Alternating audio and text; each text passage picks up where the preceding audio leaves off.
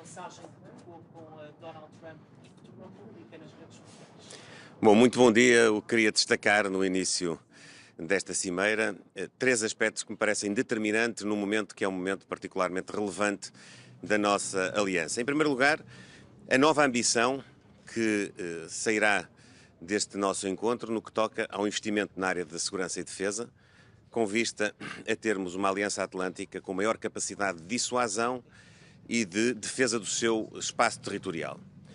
Para esse efeito, todos teremos de fazer um esforço e este é um marco significativo da assunção de uma corresponsabilidade, de, nomeadamente na Europa, podermos acompanhar um nível de investimento compatível com os grandes desafios para enfrentarmos as ameaças e assegurarmos aos cidadãos europeus e também aos portugueses o cumprir da nossa democracia, dos direitos fundamentais dos cidadãos, da possibilidade de continuarmos a ser uma nação soberana, com os nossos aliados a constituírem connosco um espaço de dissuasão de qualquer ameaça à nossa integralidade e ao nosso espaço. Para esse efeito, teremos de investir mais na área da defesa e a segunda nota é reiterar mais uma vez que, da parte do governo português, nós acompanharemos esse esforço, assumimos já o encargo de este ano atingir 2% do nosso produto em investimento na área da defesa, um investimento que continuará nos próximos anos, dentro de um contexto de equilíbrio, que não porá em causa nem a nossa situação financeira, nem as nossas responsabilidades com todos os serviços públicos que constituem as respostas sociais aos nossos cidadãos, e dizer que olhamos para esta nova etapa não propriamente como a assunção de maior despesa por si só, mas de maior investimento.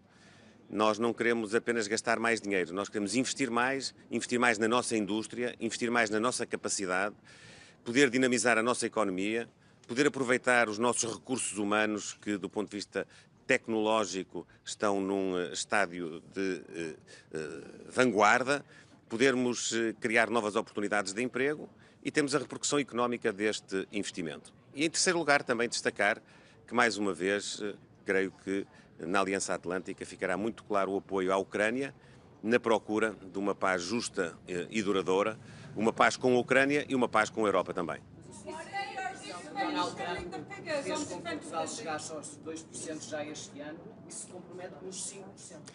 Não, nós temos uma perspectiva de poder ter um investimento nos próximos 10 anos que estimamos possa gerar um consenso agora na Cimeira, não quero já antecipar as conclusões, de se poder atingir 3,5% do produto, mas aquilo que é importante para nós salvaguardar é que nós faremos isto com equilíbrio, de forma progressiva, conciliando todas as nossas responsabilidades, nomeadamente a estabilidade financeira e, por via dela, também a responsabilidade que temos de assegurar às portuguesas e aos portugueses todas as respostas sociais e, portanto, não prejudicar nenhum dos nossos eixos de política pública com o reforço deste investimento. Portugal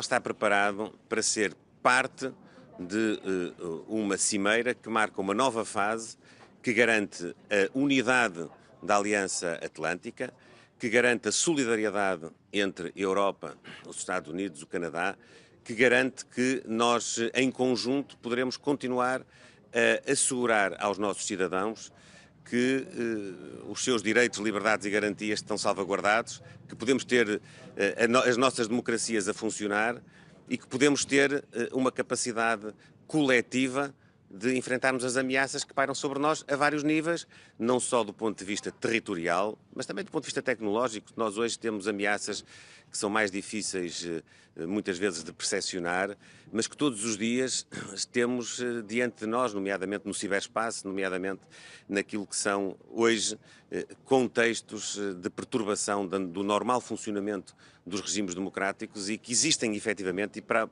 enfrentar essas ameaças nós precisamos desta solidariedade. Muito obrigado e bom trabalho. Obrigado.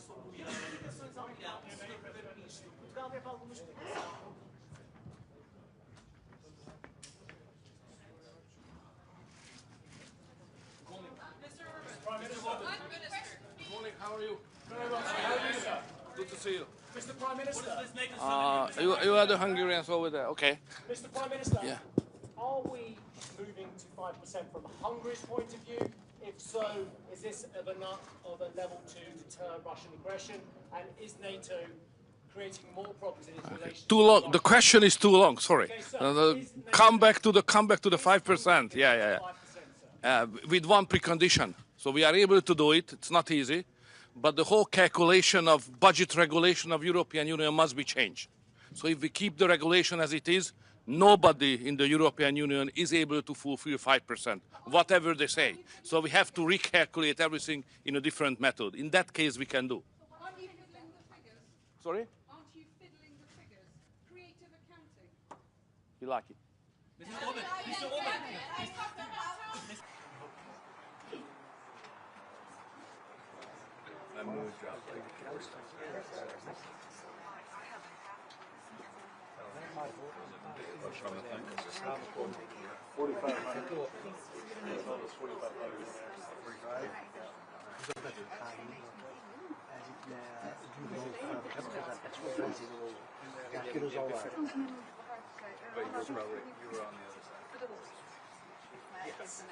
But that's a start. There's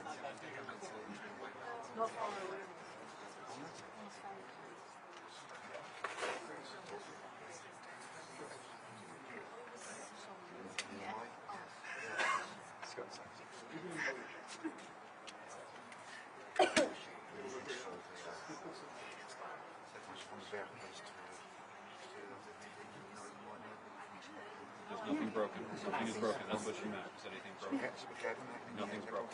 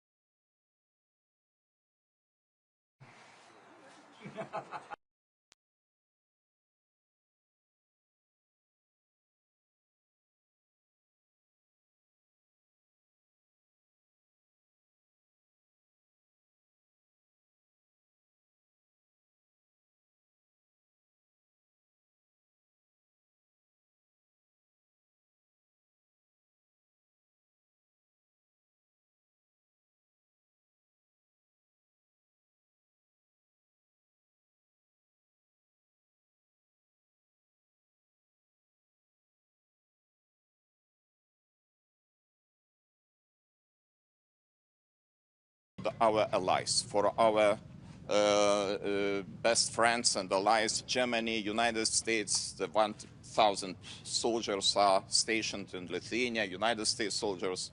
We have very ambitious plan to have full-scale German brigade until 2027. So for that, we need financial resources, and we are ready to do that. Mr. President, if we just heard Mr. Sorry, it's not. Mr. Orban just said that actually the biggest threat to Europe is lack of competition, lack of competitiveness. When he was asked if Mr. Putin is the biggest threat, I presume you believe Mr. Putin. I could agree with Victor in this regard, that competition is important. But you know, we should understand very well, without the security, without our readiness to defend every inch of allied territories, all other remaining issues are just not relevant. Because if we lose our territorial integrity and independence, why we need this competitiveness? For what? Do you believe Donald Trump would come to your aid if you were attacked? Do you believe Donald Trump would come to your aid if you were attacked? I believe here in Article 5, and I think that Article 5 is very simple. One for all for one. And There are lots of different interpretations. I am looking forward to hear and to listen what will be the description of Article 5. But in my understanding, Article 5 is pretty clear. But Trump keeps changing his mind. I don't think so, and I really appreciate the President Trump. If he would not interested in the future of the NATO, why he would push these 5% on the table? I think this is very important to understand. If some person is interested to get the organization stronger, then proposals are coming, and proposals are coming from our biggest ally, and we have to respect those proposals. But Mr. President, what do you think? What is your assessment? Why Russia poses so big threat to us now? What are Mr. Putin's goals at the moment? Let's go to the year 2007, 2008. Mr. Putin said that the largest tragedy of 20th century was the collapse of Soviet Union. And if you listen what he's saying carefully, you will explain all the activities we faced in the recent decade, starting from Crimea, going to the war in Ukraine, and of course these threats. These threats are around us. And of course we should talk not only about Ukraine, Middle East, incidents in the Baltic Sea, almost everyday incidents, attacks against the critical infrastructure. This is our reality. This is our business as usual. And this is because of Russian activities. And of course, close ally Belarus, because Belarus is another issue, and we have very long border with Belarus, and we face another kind of hybrid activities, for example, in the form of illegal and instrumentalized migration. Mr. President. I'm from the Netherlands. We have done soldiers in the country. We hope that they follow the German decision. We appreciate very much your contribution, because this is integral part of EFP troops in Lithuania, and we all are working as a one strong power. 2035, of course, looking from our perspective, it is too late, because as I mentioned, we are ready to spend immediately 5%, and we would be happy to see that our allies, our partners, we are ready to do the same. But you know, NATO, like the European Council, is the organization of the consensus.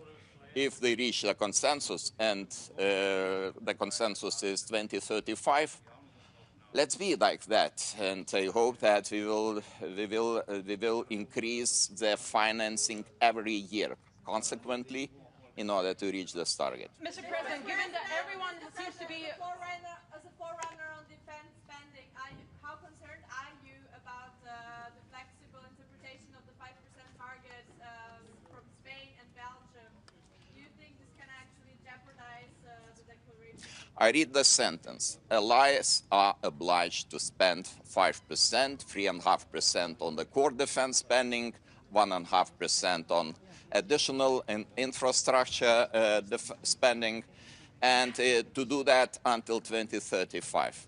And I cannot see any interpretations in the text. We all are obliged, and this is our common duty, to do the best we should just make organization capable to withstand the pressure, not necessarily only the pressure of Russian Federation, but also the pressure of some other hostile nations. So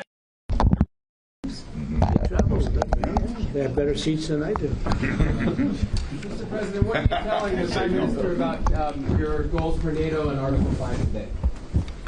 We're with them all the way. I mean, if you take a look at the numbers, we're with them, and they have very big things to announce today. I don't know if you've taken the vote or you're going to take the vote, but I've been asking them to go up to 5% for a number of years, and they're going up to 5%. That's a big, from 2%.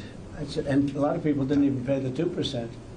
So I think that's going to be very big news. NATO is going to become very strong with us, and I appreciate doing it. Perhaps you want to talk. Yeah, absolutely. Let me first, before I go to the spending, I just want to recognize your decisive action in Iraq.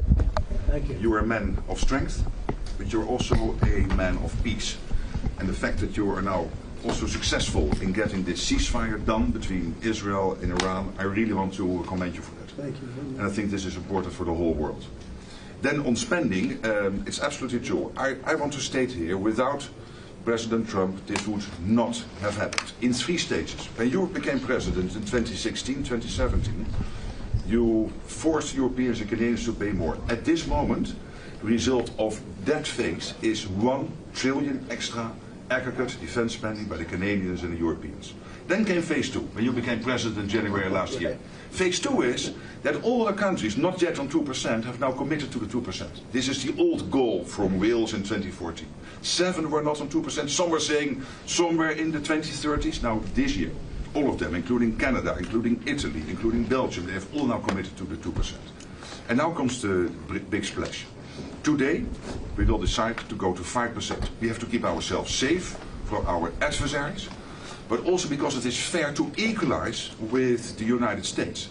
With this 5%, the Europeans and the Canadians will equalize their defense spending with the United States. So this is not about American taxpayers paying more. This is about Europeans, Canadians paying more. And again, this would not have happened. I'm really saying this here.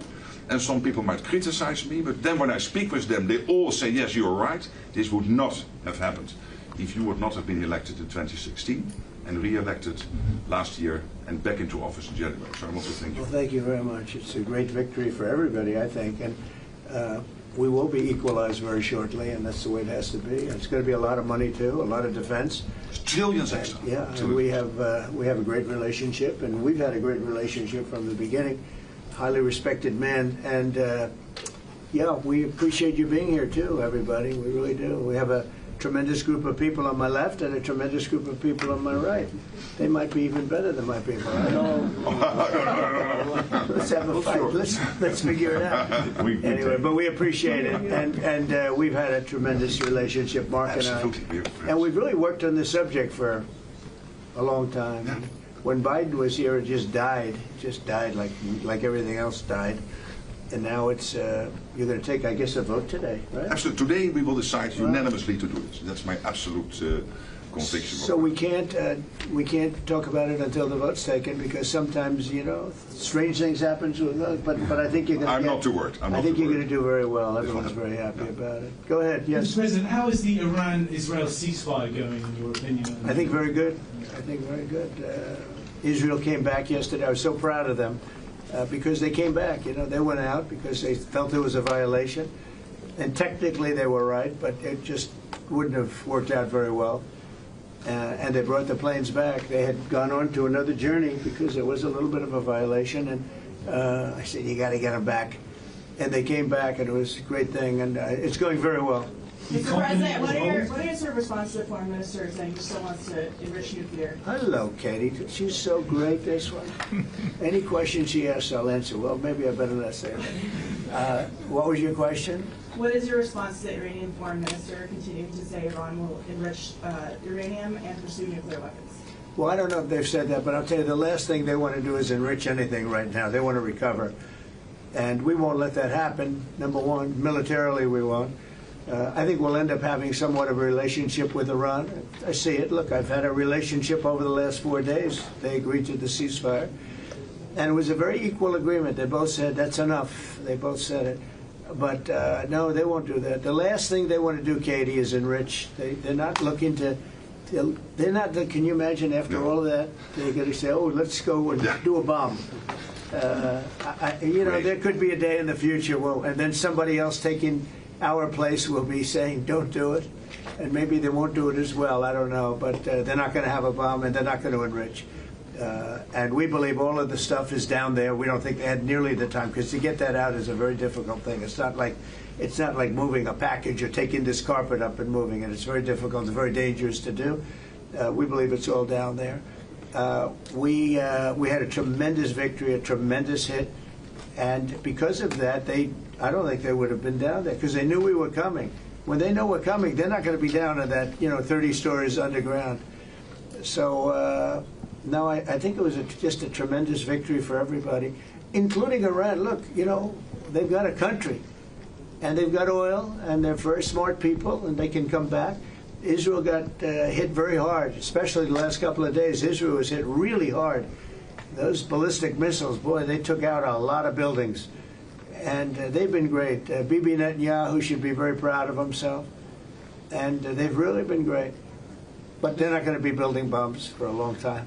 Mr. President, what's your reaction to the intelligence reports saying that the Iranian nuclear sites were only partially devastated, not entirely? Yeah, well, they said it was actually, the report said it could have been they don't know. I mean, they did a report. I could have Pete talk to it because his department did the report. They really don't know. I think Israel's going to be telling us very soon, because Bibi is going to have people involved in that whole situation. We hear it was obliteration. It was a virtual obliteration. When you take a look at the ground above, don't forget, the flame is all underground. But everything above, if you look at the before and the after picture, everything above is burned black. The trees, everything. There's one building, but that's a building that sunk substantially into the granite, so that, the fire goes right over it. I believe it was total obliteration.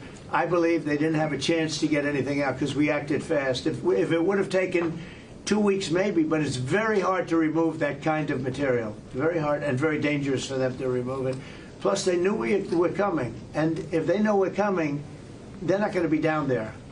There aren't too many people that are going to be down there. Pete, do you have something to say about that? Well, Mr. President, when you talk to the people who built the bombs, understand what those bombs can do, and deliver those bombs, they landed precisely where they were supposed to, so it was a flawless mission. Flawless. Right down where we knew they needed to enter, and given the 30,000 pounds of explosives and capability of those munitions, it was devastation underneath Fordo. And the amount of munitions, 6 per location, any assessment that tells you it was something otherwise is speculating with other motives. And we know that because when you actually look at the report, by the way, it was a top secret report, it was preliminary, it was low confidence, all right, so this isn't, you make assessments based on what you know. And it said it could be very devastating, very serious. Moderate to severe, and we believe far more likely severe and obliterated. So this is a political motive here. Is there a leak investigation? Of course. We're doing a leak investigation with the FBI right now because this information is for internal purposes, battle damage assessments, and CNN and others are trying to spin it to make the president look bad when this was an overwhelming success. We had a tremendous success, and this is the New York Times. I call it the failing New York Times. It's going to hell. And CNN, which, as you know, very few people are watching. And you would think they'd do the opposite. You would think they'd want to say, this was an unbelievable success. And the thing that hurts me is it's really demeaning to the pilots and the people that put that whole thing together, the generals. That was a perfect operation. And when you look at the holes, and this was done from 52,000 feet, there was no moon, there was no light, and those 3 holes are right together. And also, and nobody talks about this, we shot 30 Tomahawks from submarines, in particular one submarine, but that was 400 miles away. Mm-hmm. And every one of those Tomahawks hit within a foot of where they were supposed to hit, took out a lot of buildings that Israel wasn't able to get. We took them out with Tomahawks. We don't even talk about that. This was a devastating attack, and it knocked them for a loop. And, you know, if it didn't, they wouldn't have settled.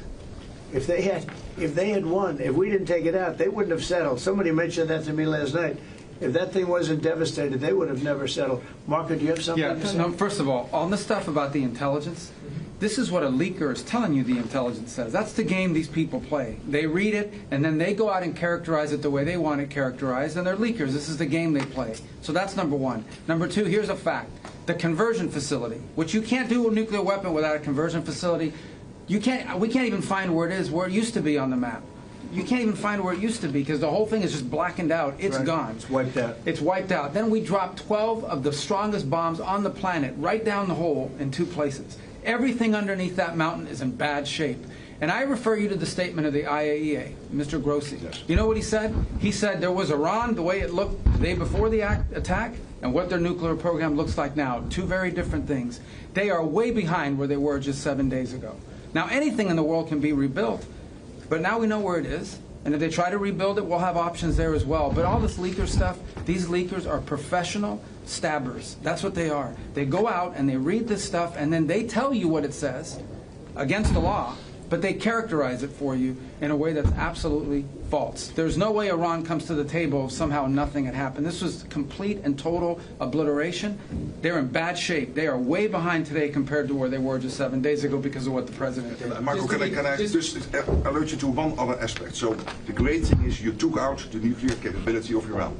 This was crucial. You did it in a way which is extremely impressive. But the signal sends to the rest of the world that this president, when it comes to it, yes, he is a man of peace, but if necessary, he is willing to use strength, the enormous strength of the American military. So I think that signal to the rest of the world, this is far beyond Iran, is extremely important. So let me also point us to that aspect of what happens. They went down, Iran went down to the site afterwards. They said it's so devastated, and they settled when they saw what we did to it. And frankly, if we didn't do that, they would have had a lot of ammunition to keep going. They wouldn't have settled. Somebody brought that up, and 2 Iranians went down to see it, and they called back, and they said, this place is gone. So it's just fake news by CNN, which has got no ratings. It's a failed network. Anybody here from CNN, by the way? Because you're a really disgraceful network. MSNBC, I think, is actually worse. But they're all pretty bad. But yours is good, Katie, I'll tell you. Mr. President, you know what Marco reminded me that he did such a nice job there? It was 9 years ago I had to debate this guy. He was not easy. I think he even got better. But when you were into your little thing, I said, this is when I had to debate this guy. You think it's easy to debate him? It's not easy. How long do you think that the Iranian nuclear program has been put back by these strikes? Years or totally obliterated? I think basically decades, because I don't think they'll ever do it again. I just don't think they're going to do it. I think they're going to take their oil, they're going to have some missiles, and they'll have some defense. I think they've had it. I mean, they just went through hell. I think they've had it. The last thing they want to do is enrich. They've been trying to do it. By the way, it's hard to enrich. And, you know, when you look at a site like that, very, very hard to build. Very, very hard, very expensive. They spent trillions of dollars trying to do this thing, and they didn't come up with it.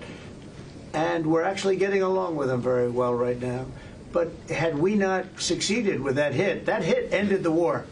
That hit ended the war. I don't want to use an example of Hiroshima. I don't want to use an example of Nagasaki. But that was essentially the same thing. That ended that war. This ended that with the war. If we didn't take that out, they'd be fighting right now. Mr. President? Yeah. If the Iranians do rebuild, would the United States... If they rebuild? Would the United States strike again? And I have also a question about Russia. But I'm not going to have to worry about that. It's gone for years, years. Very tough to rebuild because the whole thing has collapsed. In other words, inside, it's all collapsed. Nobody can get in to see it because it's collapsed. You can't go in to see a room that has, 10 million tons of rock in it.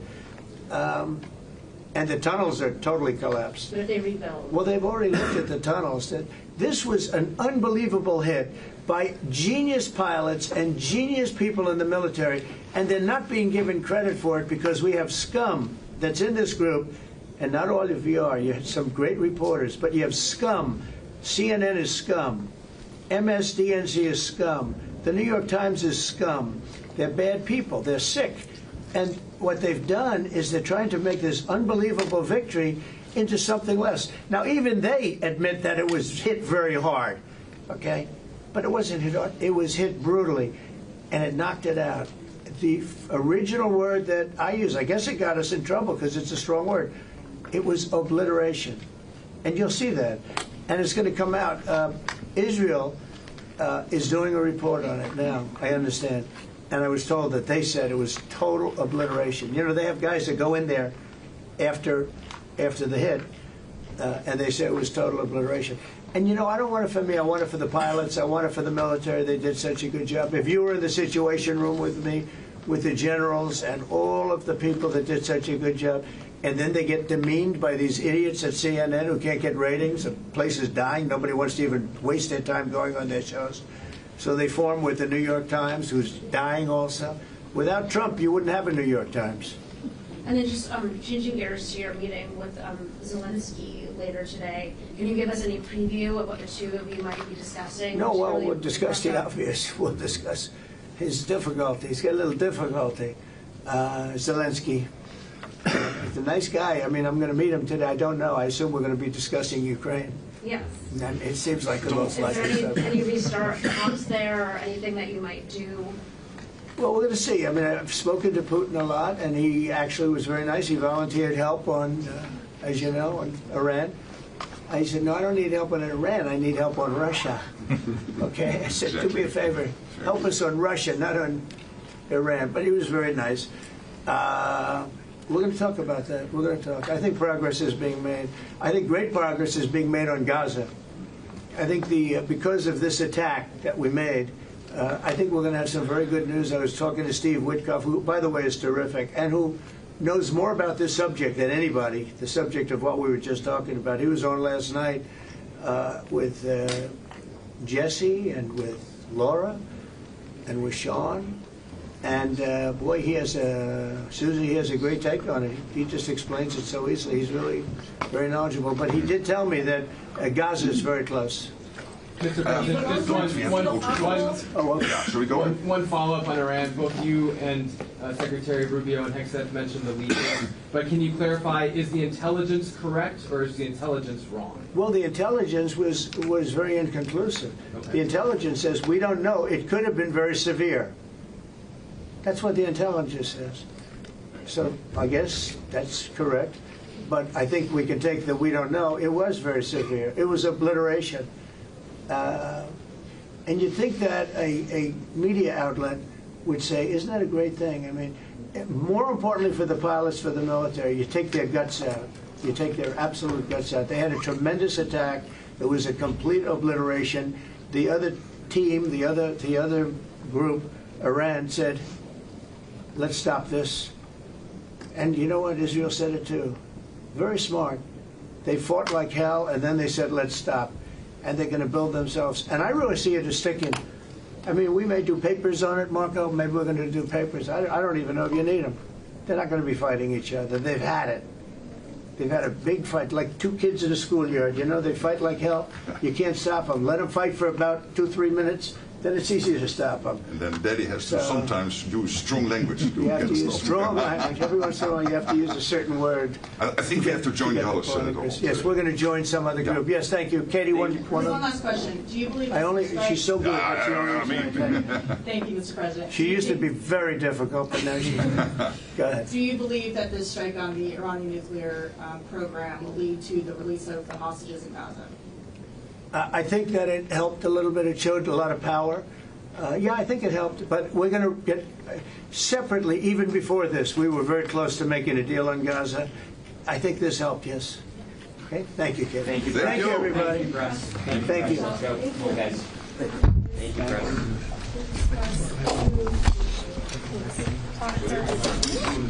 Thank you, President. Thanks, guys.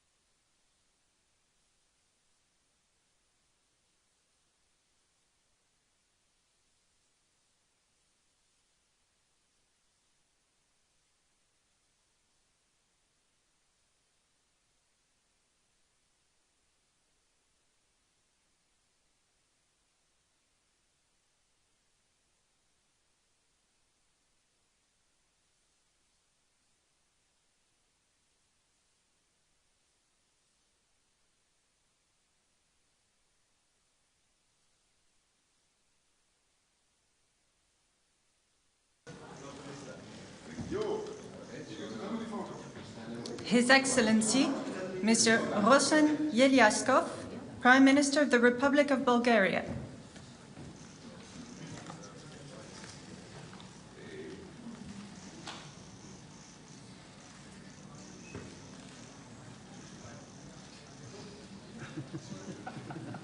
Her Excellency, Ms. Gordana Silyanovska-Davkova, President of the Republic of North Macedonia.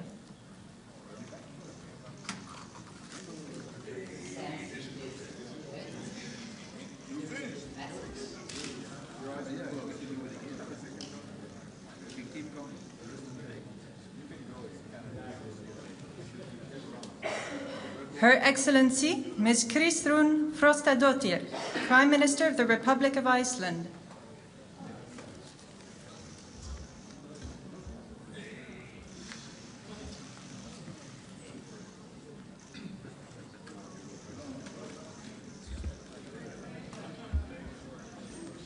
The Right Honourable Mark Carney, Prime Minister of Canada.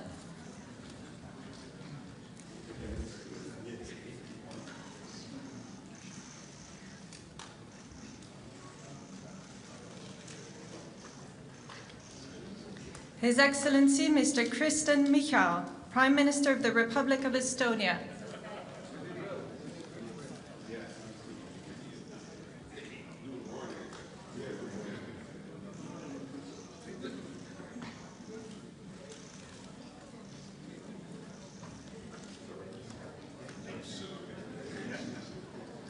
His Excellency Mr. Peter Pellegrini, President of the Slovak Republic.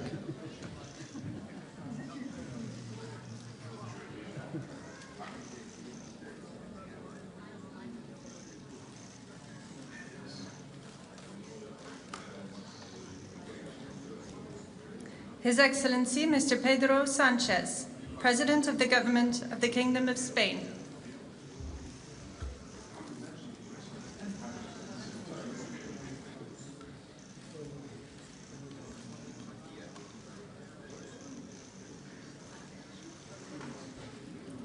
His Excellency Dr. Robert Golob, Prime Minister of the Republic of Slovenia.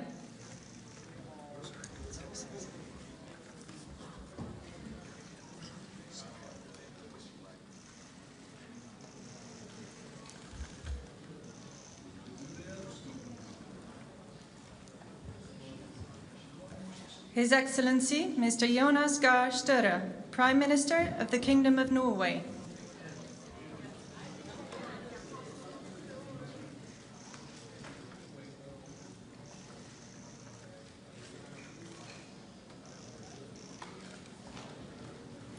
His Excellency Mr. Edi Rama, Prime Minister of the Republic of Albania.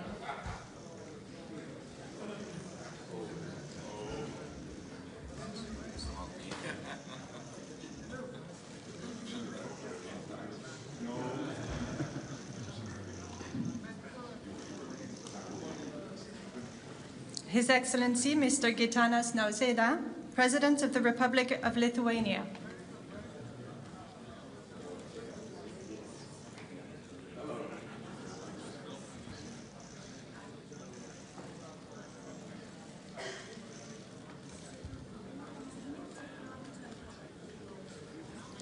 His Excellency Mr. Andrzej Duda, President of the Republic of Poland.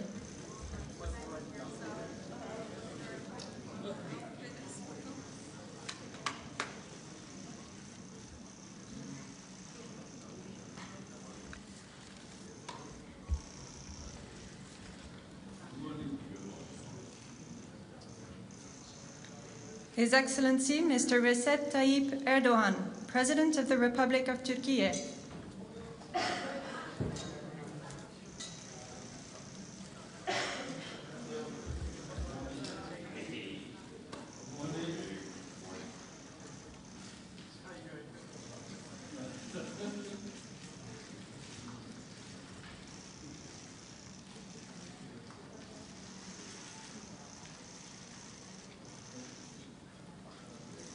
His Excellency Mr. Edgars Rinkēvičs, President of the Republic of Latvia.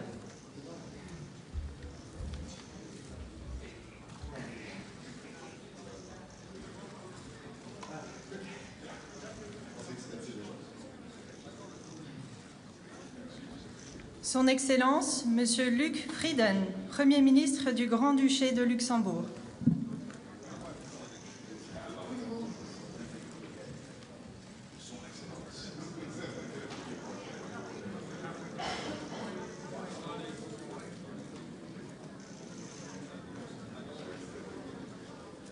His Excellency, Mr. Luis Montenegro, Prime Minister of the Portuguese Republic.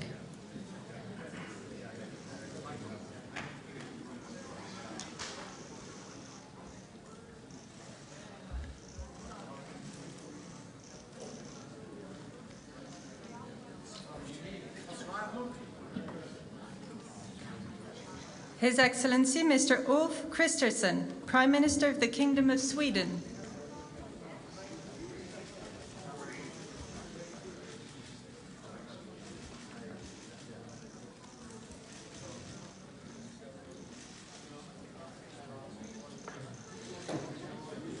His Excellency, Mr. Jakub Milatovic, President of Montenegro.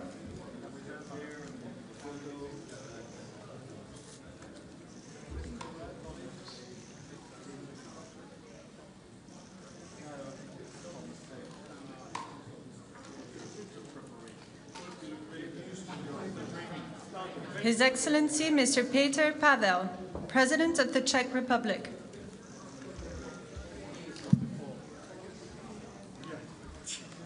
Thank you for that advice. Just as I'm going up. We'll trip you 2 days before I don't have any, so that makes things easier. His Excellency, Mr. Nicu Jordan, President of Romania.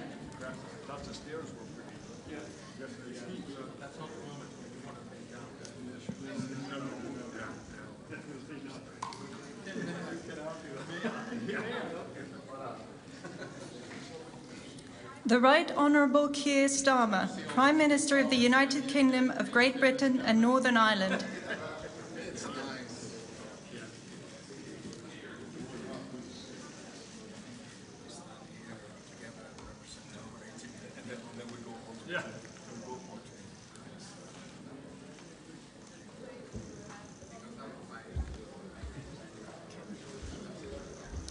His Excellency, Mr. Kyriakos Mitsotakis, Prime Minister of the Hellenic Republic.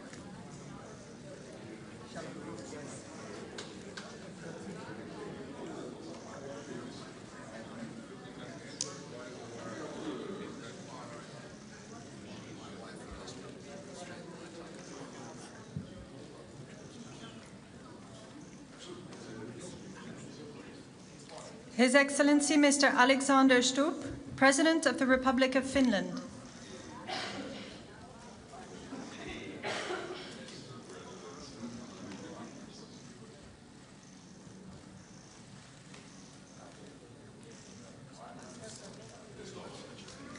His Excellency, Mr. Friedrich Merz, Chancellor of the Federal Republic of Germany.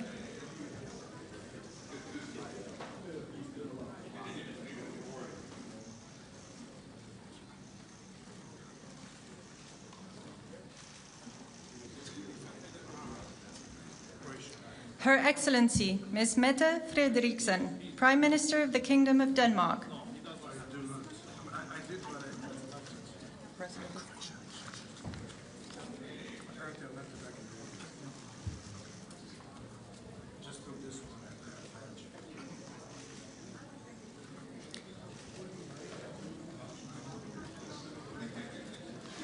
His Excellency, Mr. Zoran Milanovic, President of Croatia.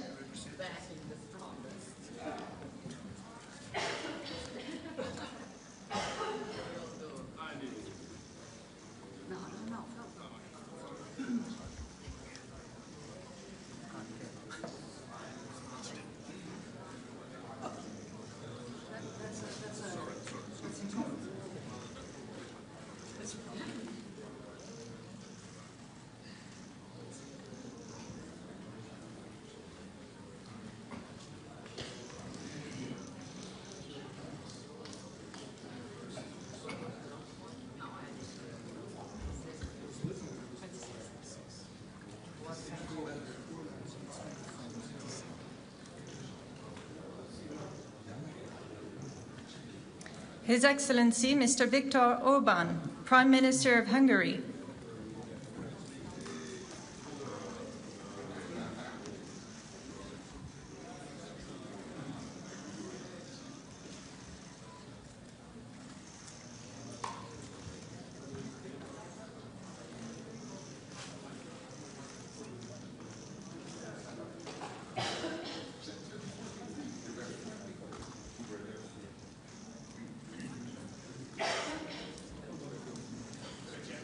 Her Excellency Ms. Giorgia Meloni, President of the Council of Ministers of the Italian Republic.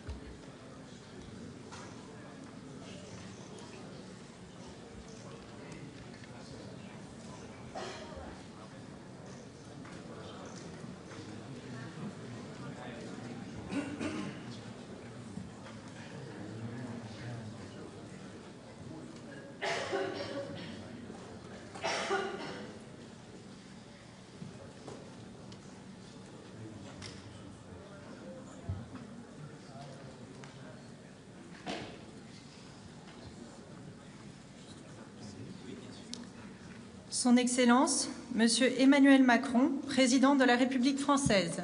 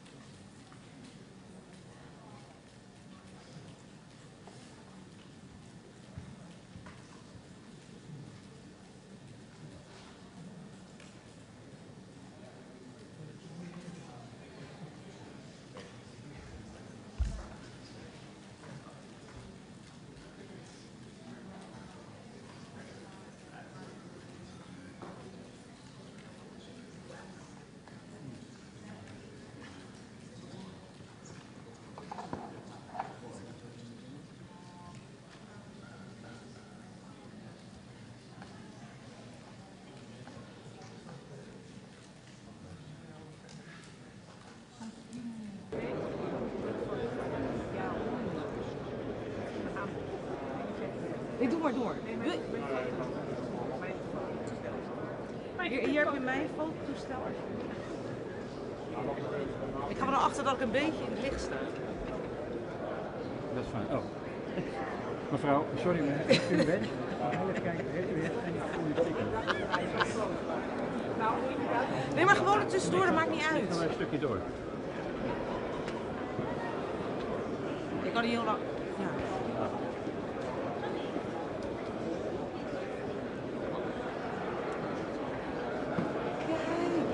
Doe eentje alleen met Valerie nog.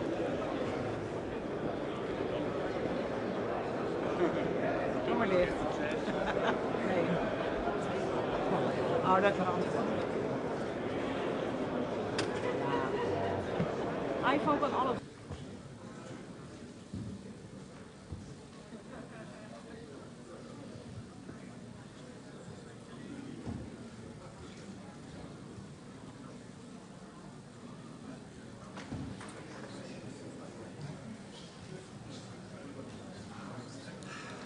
The Honorable Donald Trump, President of the United States of America.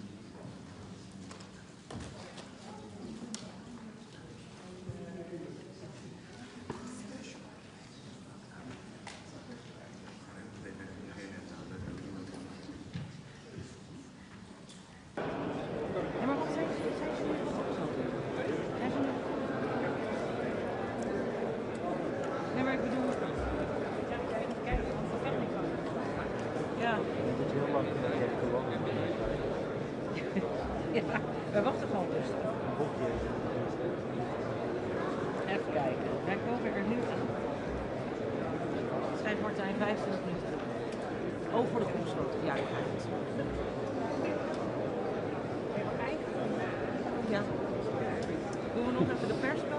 Hoe lang blijven we hier staan? Ja, nou, we staan lang genoeg. Nee, maar kijk, wij zien natuurlijk in principe op het moment dat het zit, dan zie je het. Oh, ja, dan moeten we. Ja, dan hebben we nog wel even een paar weken. Ja, want daar zit ik ook te wachten. Iedereen zit. En dan kan ik een overzichtje maken en even er doorheen. Dat denk ik toch? Ja, fijn hè?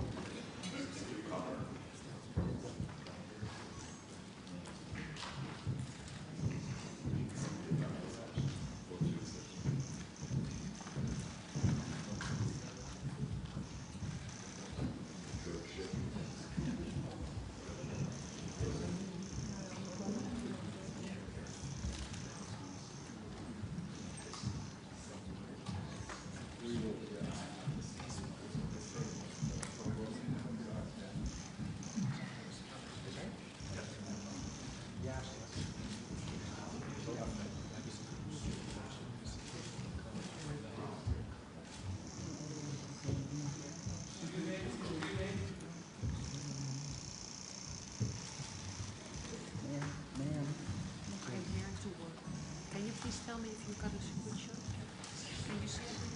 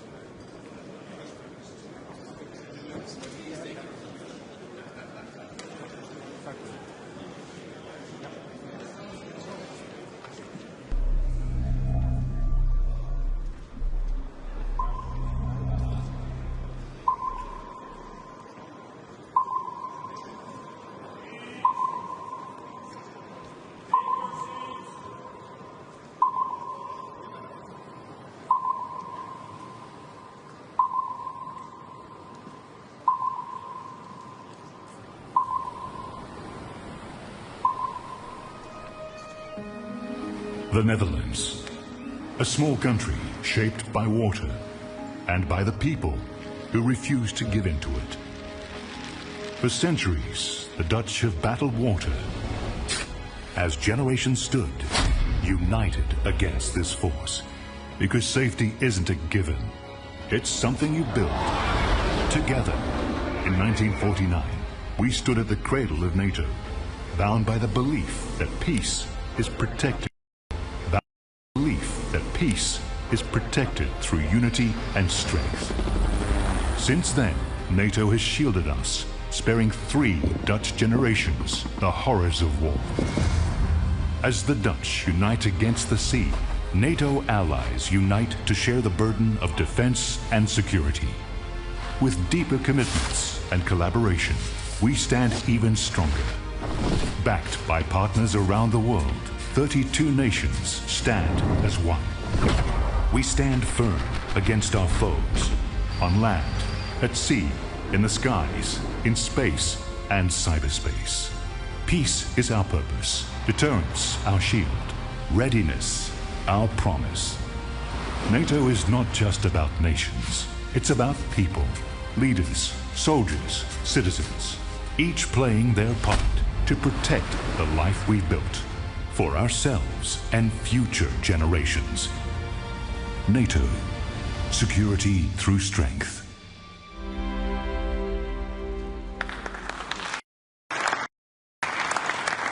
So, good morning. Good morning to you all, and welcome to this leaders session of the North Atlantic Council. We meet at a dangerous moment for our 1 billion citizens. Russia's war against Ukraine rages on. An assertive grouping of adversaries seeks to divide and challenge us. There's war in the Middle East, terrorism poses a persistent threat, and new technologies bring opportunities, but also many serious security challenges. In the face of this, we stand together, united in NATO, the most powerful defensive alliance in world history. History has shown that North America and Europe working together is a winning combination. Our adversaries know this. Our enduring commitment to Article 5, that an attack on one is an attack on all, sends a powerful message. In this meeting, we will take historic, transformational decisions to make our people safer through a stronger, fairer, and more lethal NATO. To make NATO stronger, we have a concrete plan for all allies to spend 5% of GDP on defense. It will go towards core defense as well as defense and security-related investments. This decision is deeply rooted in our core mission and is required to resource our plans and readiness. This will also make NATO fairer, to ensure anyone and everyone contributes their fair share for our security. For too long, one ally, the United States, carried too much of the burden of that commitment, and that changes today. President Trump, dear Donald, you made this change possible. Your leadership on this has already produced $1 trillion in extra spending from European allies since 2016. And the decisions today will produce trillions more for our common defense to make us stronger and fairer by equalizing spending between America and America's allies. Allies will also agree to further increase defense production so that our armed forces have everything they need. That means a huge expansion of our defense industrial base on both sides of the Atlantic. That's good for our security, it's good for our economies and good for our jobs. Our decisions include continuing our support to Ukraine, while also pushing for a just and lasting peace. We all want the bloodshed to stop. We call on Russia to end its aggression against Ukraine. Let me now turn to Prime Minister of the Netherlands, Dick Schoof, whose government and people are graciously hosting us here. Thank you to the media for joining us. We will continue our discussions in just a moment, but first, and with the media here, please, Dick Schoof, your introductory remarks. Thank you, Mark. Colleagues, friends, allies, on behalf of the Dutch government, welcome to to The Hague. This is the NATO summit, the first NATO summit ever to be held in the Netherlands. And we are honored to have you here in this city that has been speaking in the language of peace and justice ever since the first Hague Peace Conference was held in 1899. I'm convinced that after today, The Hague will also be known as a city of collective purpose, unity and resolve. After all, we are about to write history. We are about to make decisions leading to an unprecedented increase in our collective defense spending and a new financial balance in our alliance. Both are urgent, both are necessary, and both will help make our transatlantic bond even stronger, so we can do justice to our founding principles of democracy, liberty and the rule of law, as laid down in the Washington Treaty. The last NATO event held in The Hague was a foreign minister meeting in 1989, just as the Iron Curtain was beginning to break apart on the eve of the Cold War's end. And for a period, we hoped and believed that relations with Russia would continue to thaw. But the end of history turned out to be an illusion. An illusion that was shattered for good when Russia brutally invaded Ukraine. So today, there is a renewed awareness in our ranks that peace cannot be taken for granted, that it must be protected constantly and with conviction. And yes, peace comes at a cost. We must act on this swiftly and decisively. So let's stand united and embrace the The Hague Defence Investment Plan. Let's go to work and write that history today. Thank you.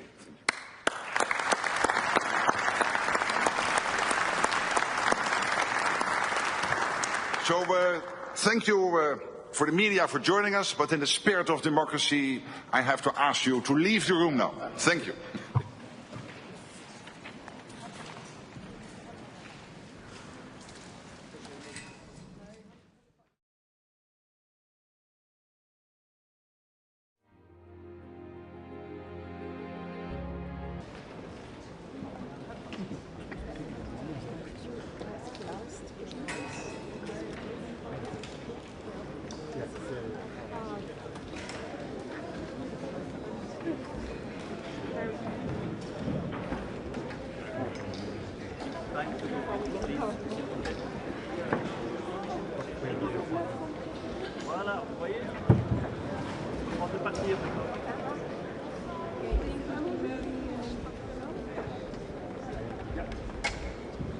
Yes, let's go. Yes, thank you. Not to go, sir. Yes. Sorry? Then do it. Can you Yes, I understand. Which way we leave? That way. This way? She's there, the photographer. Zoals daar doen schuiven. Ja, so sorry to ask you. Everybody can leave that way.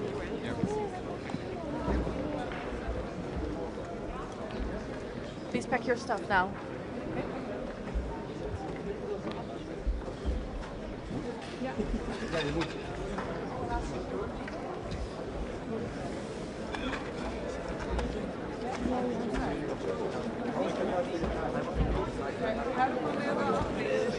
J'allais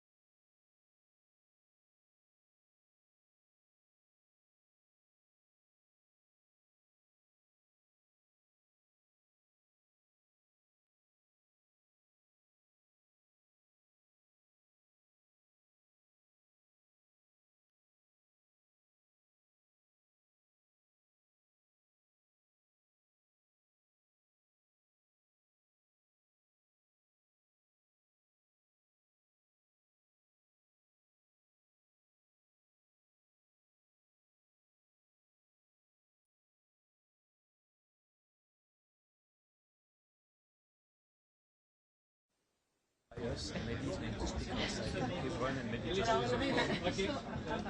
Est-ce que c'est historique? Yeah. Sorry, thank you, bye-bye. Je sais pas, je vois quelqu'un dehors. Il devrait parler à quelle heure? Entre 40 et 45. Mais comme vous voyez, on est obligé de venir avant, sinon... It's okay? It's okay? I just do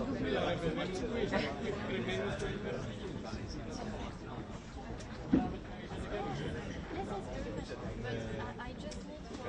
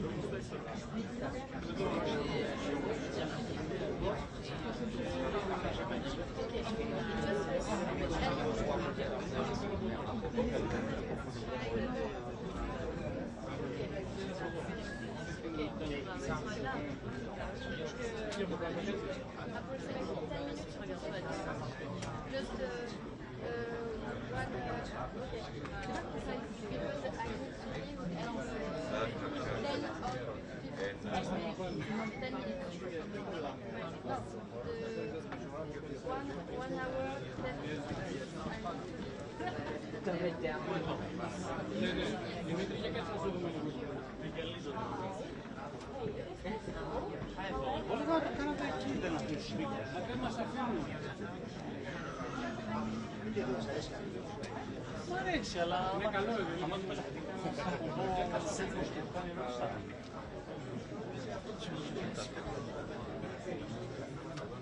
Τόσο κάτω. Είναι πιο ψηλό. Ναι, εντάξει. Για πες μου κάτι. Τι να σου πω. Σου θέλετε.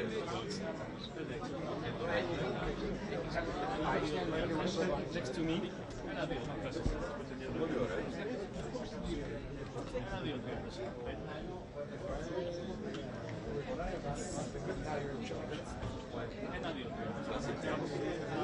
Εντάξει.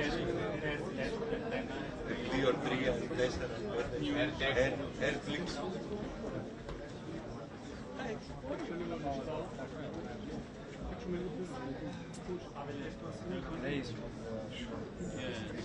There's that on the wall.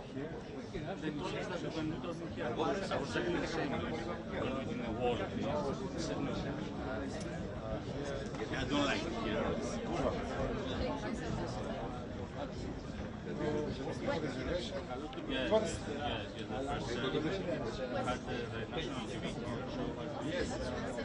Et France Télé, on a mis un pool télévision française là. Et ça, c'est parce qu'ils ont leur... If you want to take the position, et France Télé.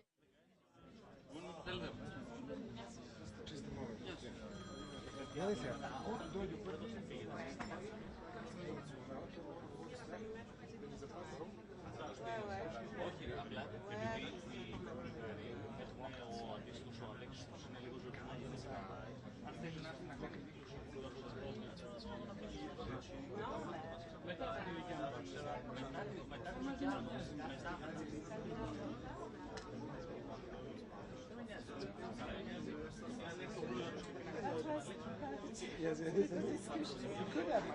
It's possible. Είπε ότι έχει 2 και 1 και 4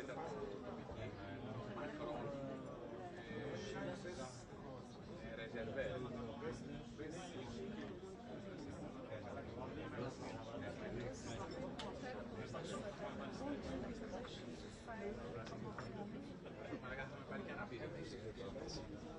Και εργοδοτική αρρωγή για τις ερωτήσεις. Θα αφήσεις εδώ κάμερες. Γιατί πάλι να πάμε. Περνάει από γενιά σε γενιά.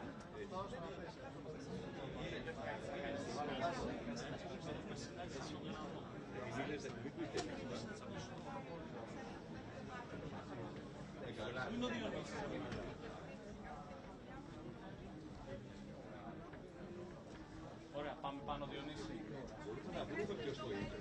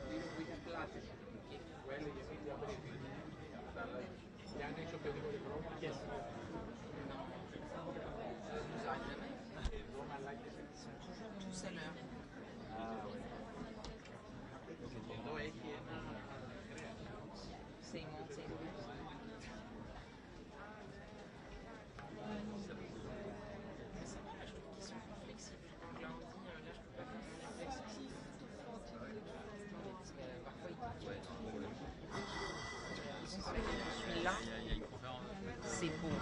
sinon, je peux le faire en studio. Sinon, c'est pas la peine que je sois là si je peux pas...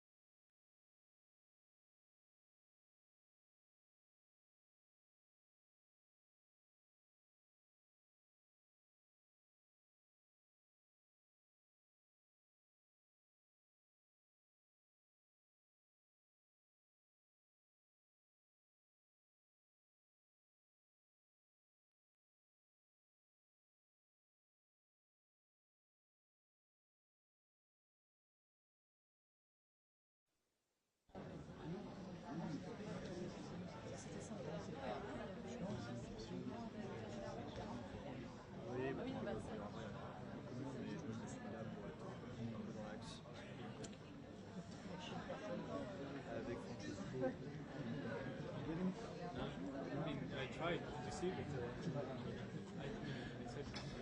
question is, thank you very much. No, but it means it's not briefing, two meetings.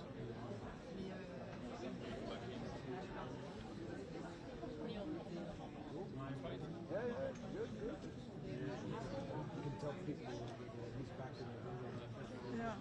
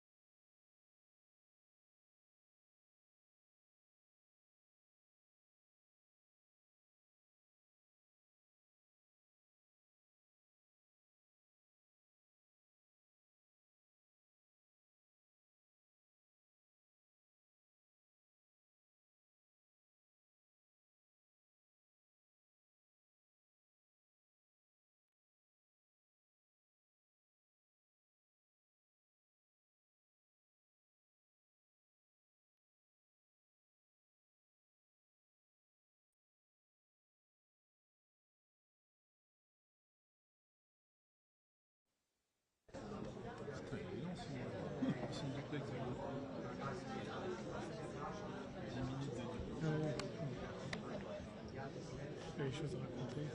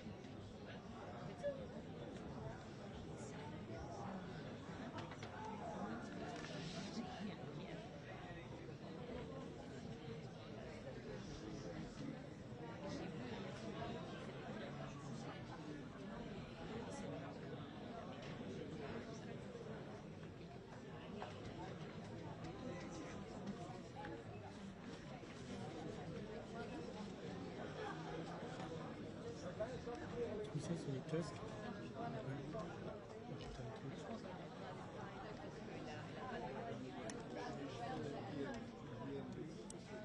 C'est le micro 1, 2, 3. Ça module bien, hein? Impeccable. Tu peux couper, patron. J'entends le cordial.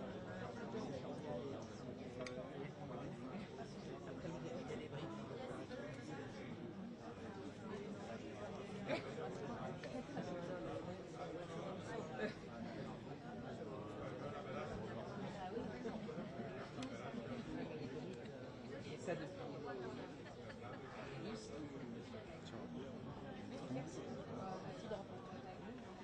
Hein? Ah ouais, mais attends, je te dis que c'est pas fini. Peut-être une demi-heure de fin. C'est déjà que ça marche. On se dit que le gars il va pas venir avant. Non, c'est sûr. Ouais.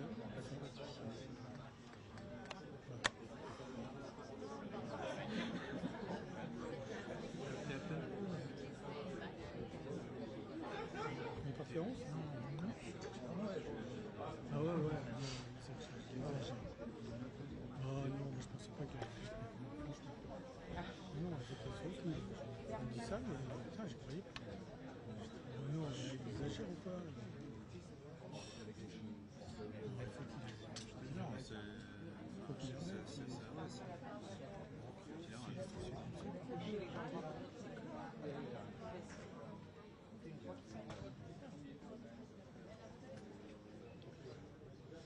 y avait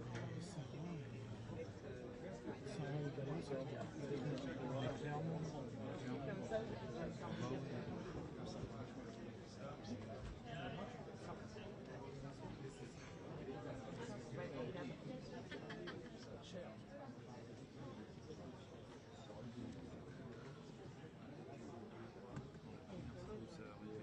J'avais du mal à mettre on a ton plénière là? Oui.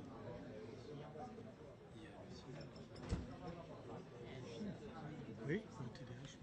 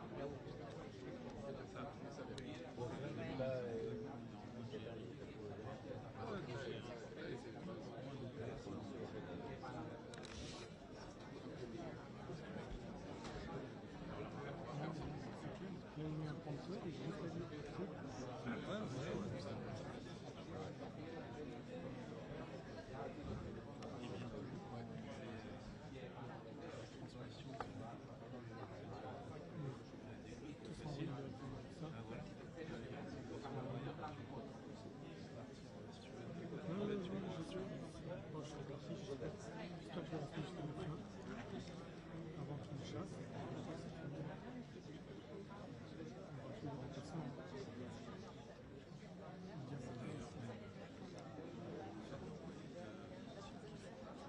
Même ça, c'est... Oui, je sais que je suis sûr. Si je peux tenir encore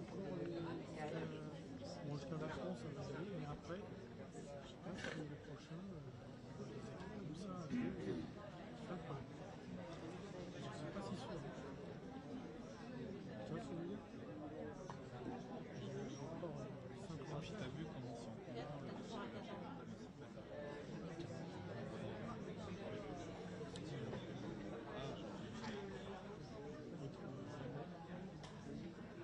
quoi, la Starlink?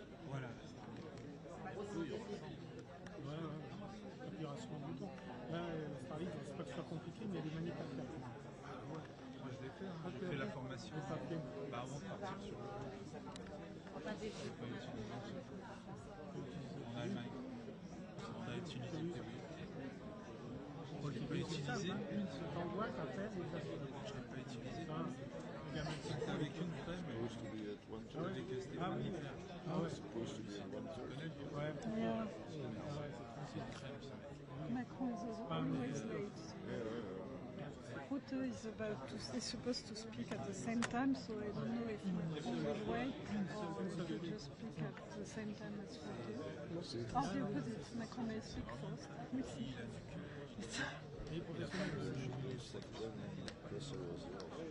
Okay, that's why, yeah. I don't know. On my screen, does it say how much battery power I have? Si, Top right? Je bossais avec, ouais, ben voilà, je bosse avec Médard. What does that mean? Il m'a surpris en fait. Je pensais pas qu'il Okay, so it's doing the external battery, perfect. Yeah, so it's draining the external battery first, so the internal battery is full. That's good. Means I have to go for more hours. You don't have to go home yet. I know, no.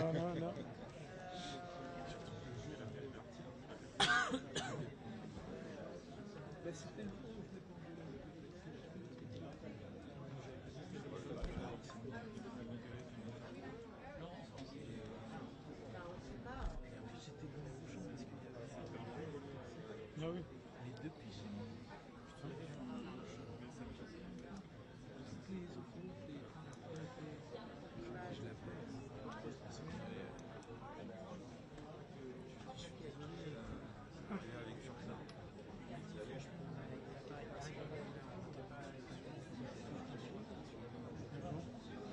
Au lieu d'avoir, tu vois, plutôt une réaction négative comme ça, Only 20 more years. Then you can retire. More than 20, probably. Come at Not 20. that old. I'll make it. My goal is just to keep running 2 marathons every year, and I'll get to the finish and it'll be easy. Maybe at some point I do, I don't know, sports, something like that. You should aim for a half marathon. It's a good goal to have. It is, it's nice. First time I did it was 4 years ago. Wonderful. Yeah, just got tired during the pandemic of everything, just started jogging. And then I worked my way up to 10Ks. And I said, oh, how long is a half marathon? 20K? Let's give it a try. And I did it. You did it? Yeah, and then I've done many half marathons now, and I've completed 5 marathons. 5? In the last 3 years. Okay, wow. It's just a social thing now. So I recommend doing it. It expands your brain for what is possible and the difficulties you can endure. So it's good for that. Recommend it.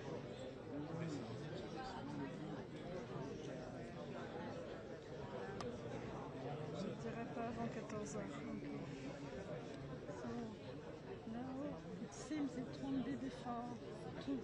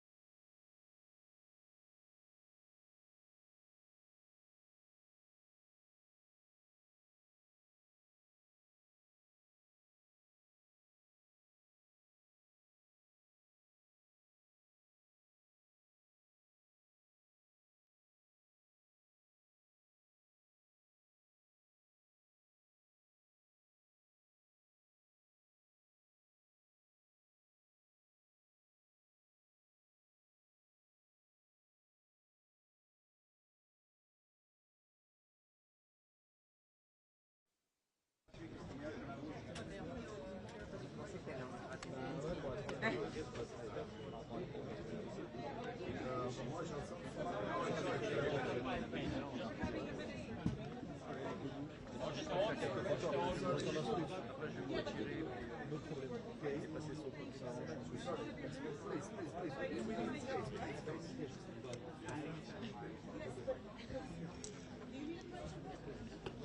We need just a 5 minutes.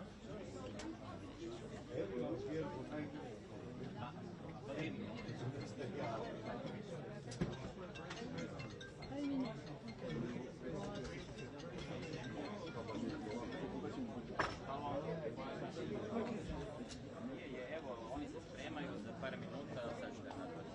Evo, može.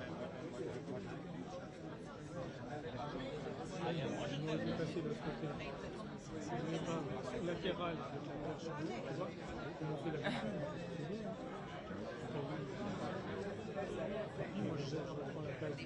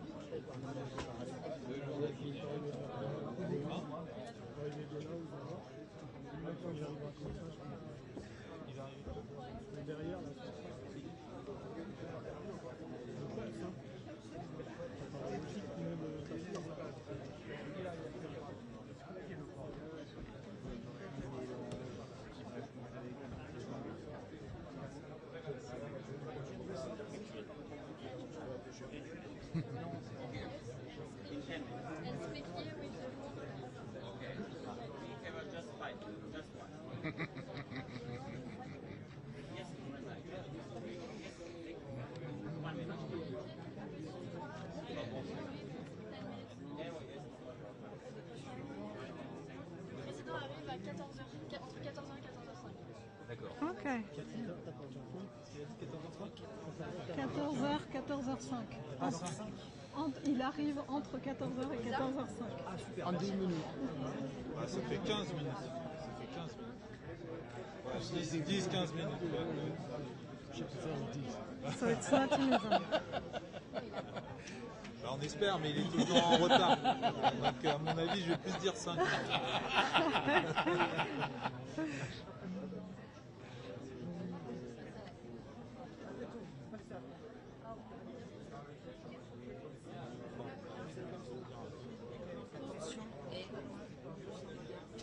Vous êtes pris votre route, on va partir avec vous. Ouais, je m'appuie. Effectivement, c'est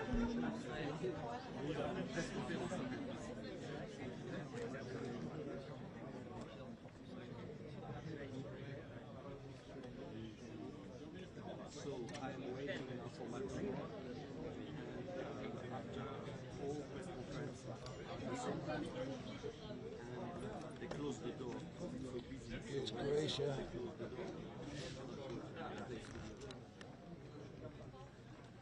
Ah, okay.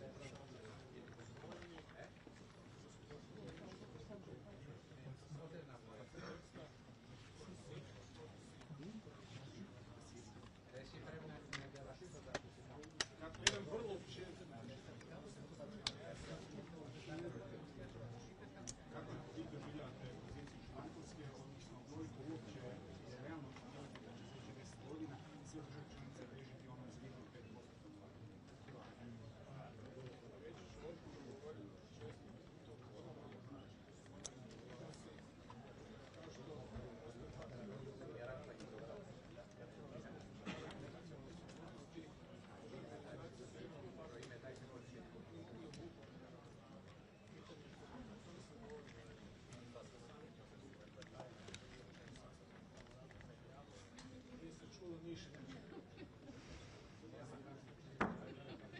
Dakle, kada govorimo o tim troškovima, iznosima, jedno što me zanima koliko mogu daleko ja nisam u šoku šta su to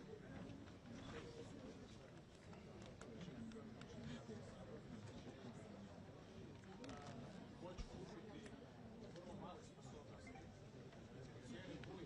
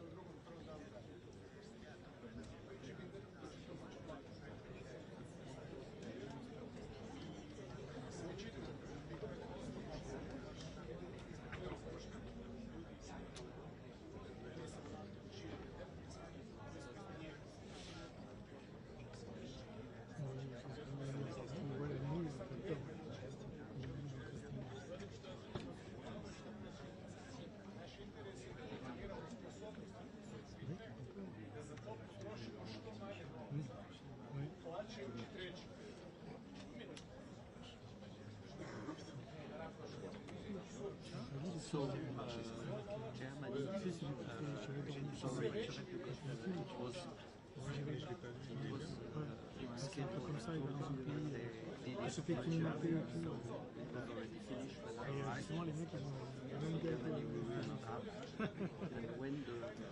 dans la nuit et tout, they close the door because they don't want extra people. That's what zato što ima malo ponuđača po cijenama koje će oni to nas vodi u možete ne reći koje su nove ciljne sposobnosti koje preuzimaju Hrvatska ranije brigade ta brigada imat će a svačate li koliko to bio novac? To je do jučer bio nominalni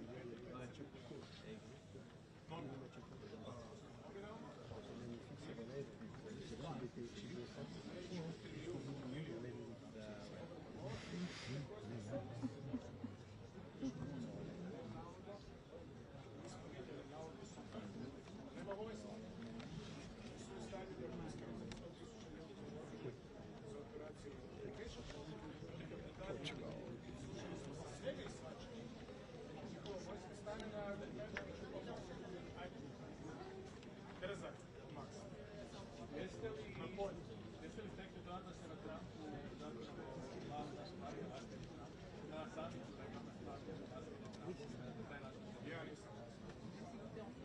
Kao se vi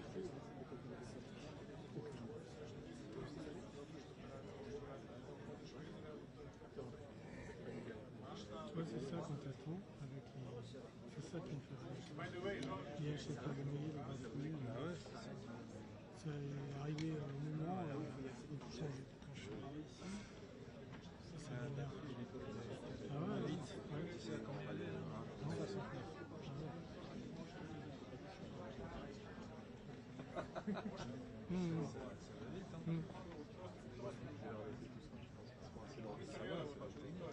Oui, oui. Bon.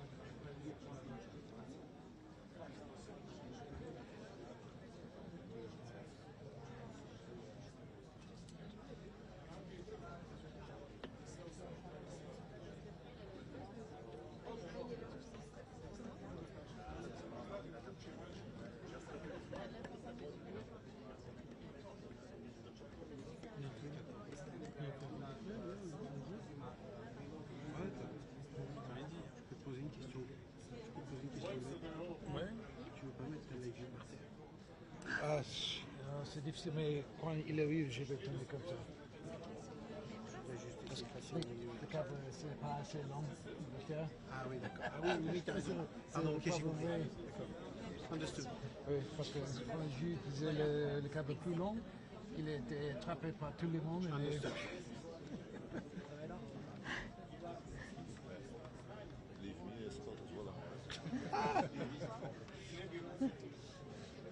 We'll all be good. Yeah. There's space for everybody. At the end, everything is.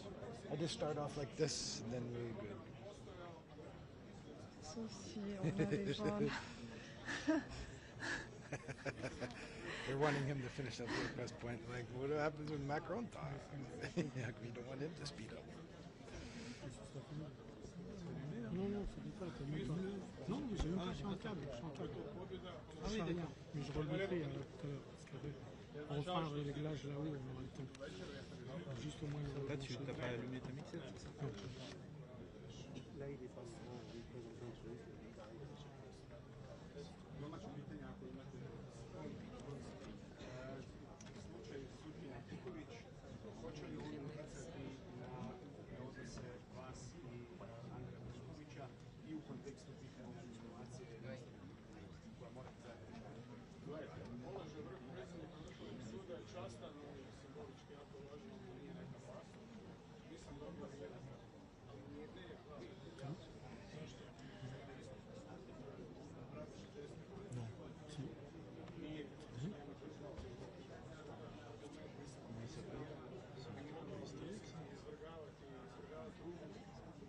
C'était pas le... Oui, c'est ça. C'était le... Il y a l'image en... Ouais, je vais entendre parler de ce je ne sais pas comment il s'appelle, ça se termine en rue. Je perds la marche. Ouais, des jeunes crocodiles aussi. Ouais. Il attaque pas. Je ne vois pas.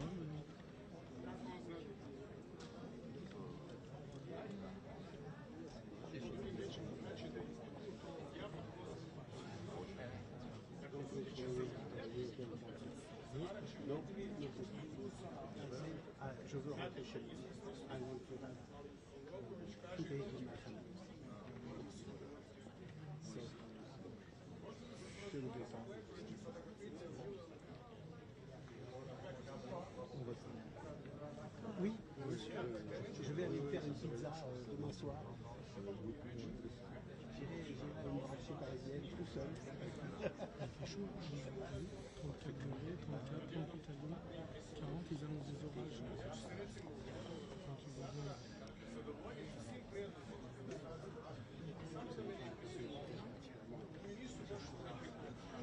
Je sais pas quand il fait trop chaud, toi. Moi non plus.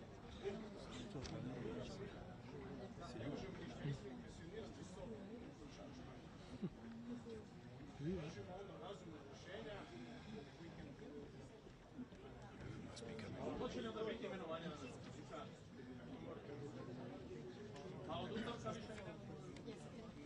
Il arrive, je pense.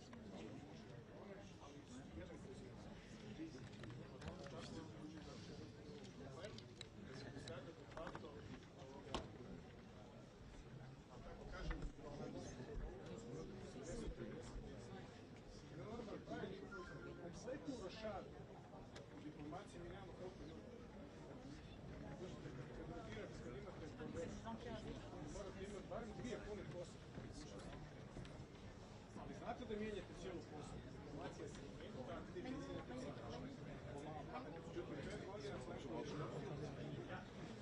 5 godina naprosto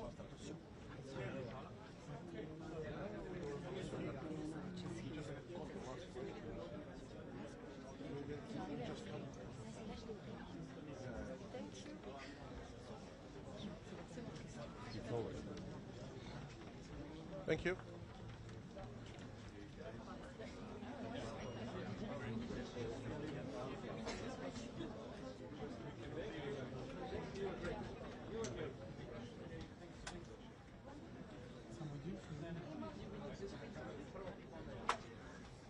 Je sais pas par où il va arriver.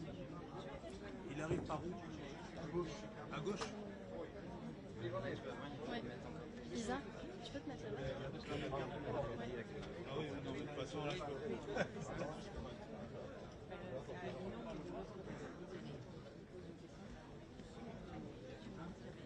Oui, non, on peut rester.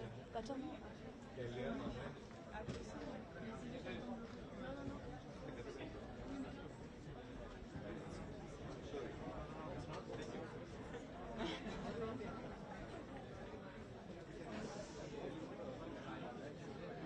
Ouais. T'es quel chef?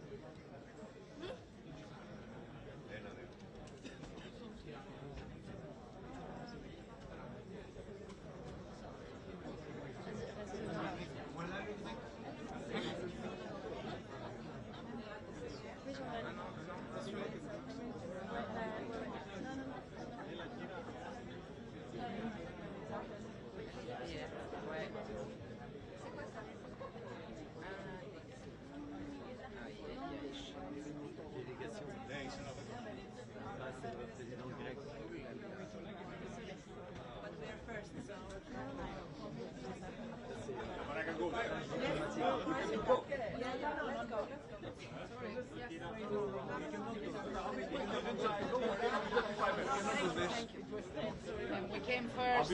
I'll be 5 minutes. I'll be very quick. So I will come within 5 minutes.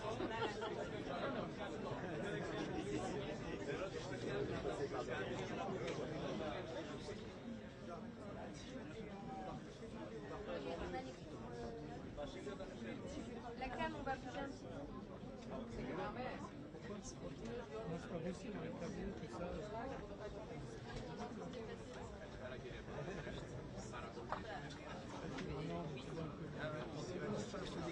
Et attention, il faut, s'il vous plaît, les rédacteurs, vous pouvez faire un pas en arrière, on va devoir replacer la cam de poule. C'est bon ici. On n'a pas un problème. C'est bon pour nous. Oui, oui, reste ici, s'il vous plaît. Reste ici. Non, mais ça, dans tous les cas, ça va bouger. Est-ce que tu veux rester là avec elle? Reste ici. On a plein d'espace. C'est pas grave pour nous. Reste ici, c'est plus simple. Reste ici, c'est plus simple ici. Bah oui, mais on a un micro, c'est pas grave. C'est gentil, mais c'est pas nécessaire. Non, mais c'est pas gentil, c'est juste qu'on peut pas parler juste à côté. Donc il faut qu'on se déplace là. Mais pour nous, c'est... Bah non, parce qu'il va arriver, il faut pas qu'il parle en même temps. Mais... Là, il faut... Bah oui, de toute façon, bah, il suffit de remettre la prise.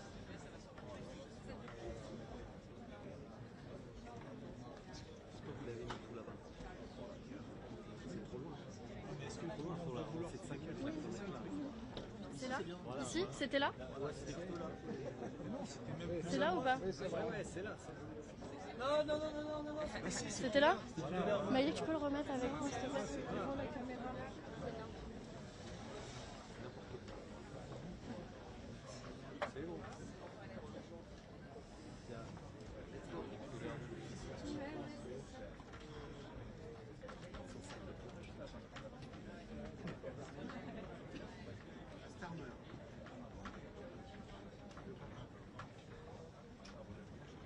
Mr. Prime Minister.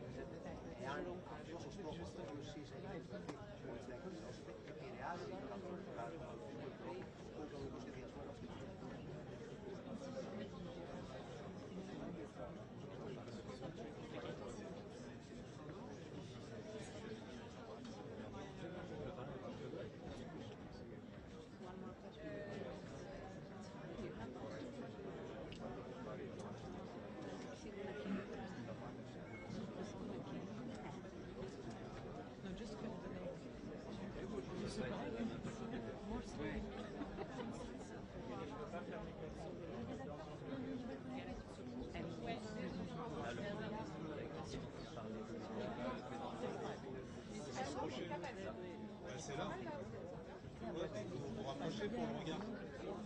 Vous êtes un peu. Vous êtes décalé.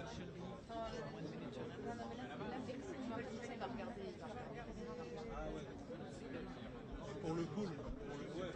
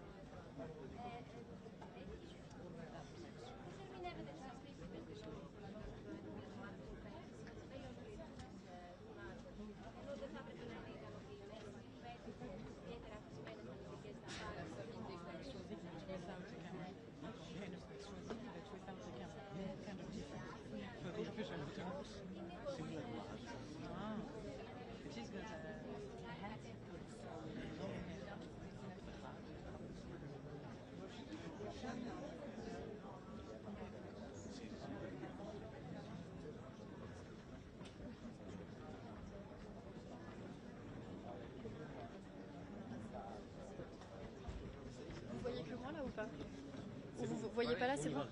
Allez, c'est parti.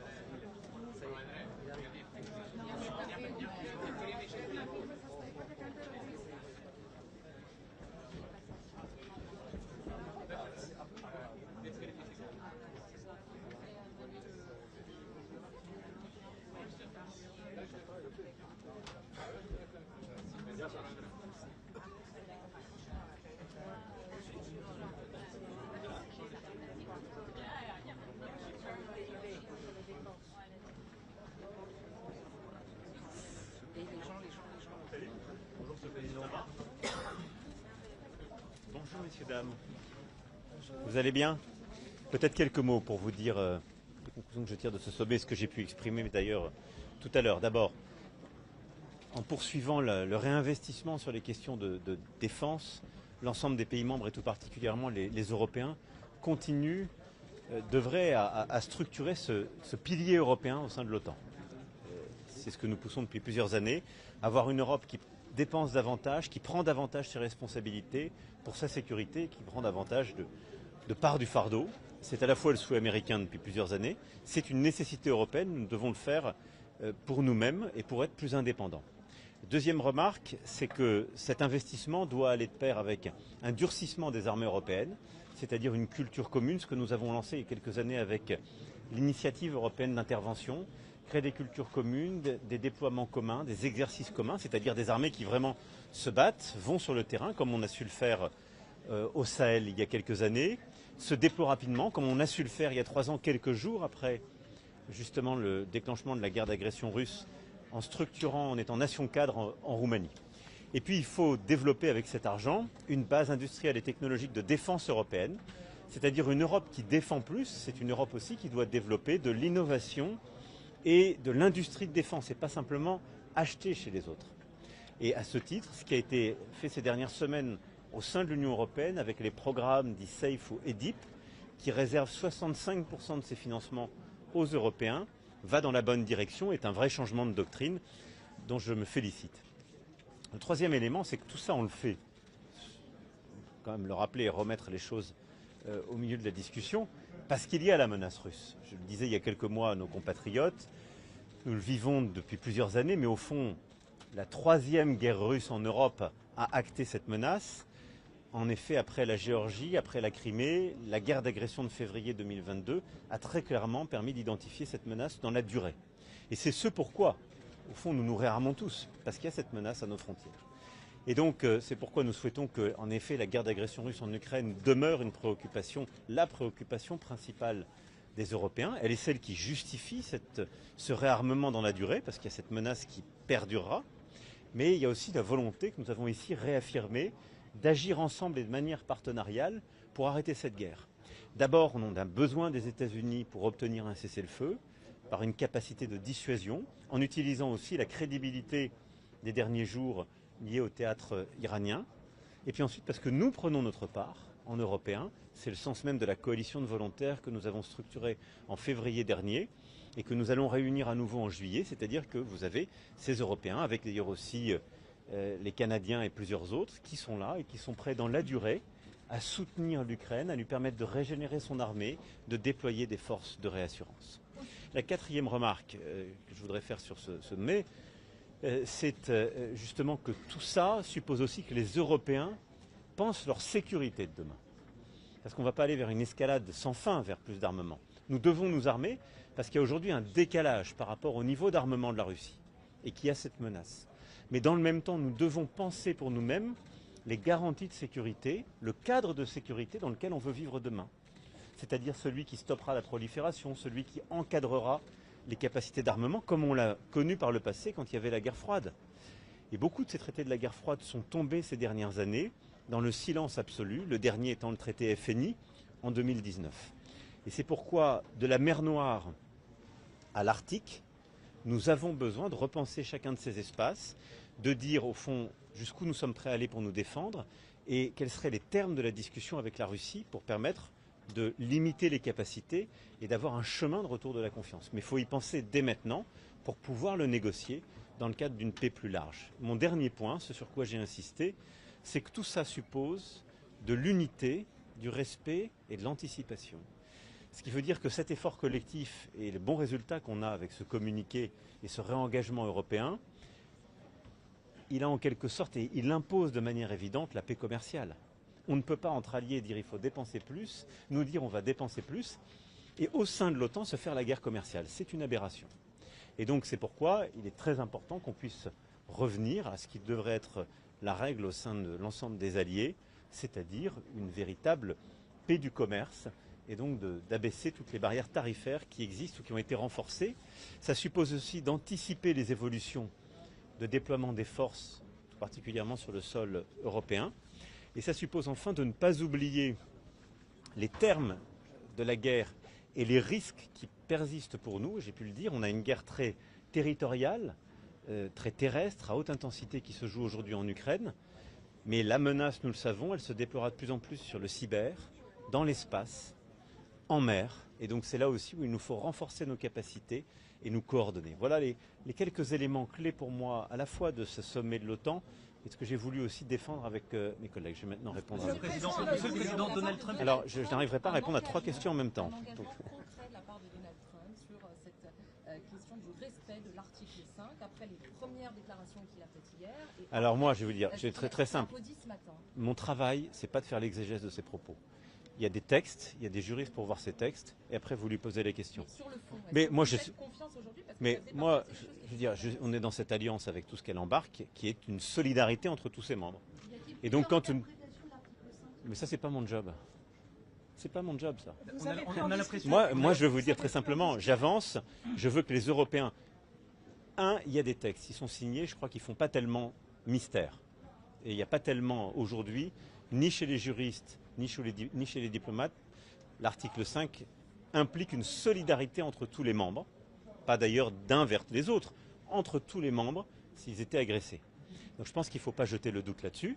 Après, ce que je dis, c'est que, cette solidarité existe, elle est dans nos textes, que tous ceux qui sont autour de la table aujourd'hui, ça veut dire qu'ils continuent d'œuvrer dans cette solidarité, et que nous renforçons la place des Européens par ce réinvestissement historique que nous décidons, que la France a d'ailleurs commencé depuis 7 ans, puisqu'avec nos 2 lois de programmation militaire, nous aurons doublé notre budget des armées.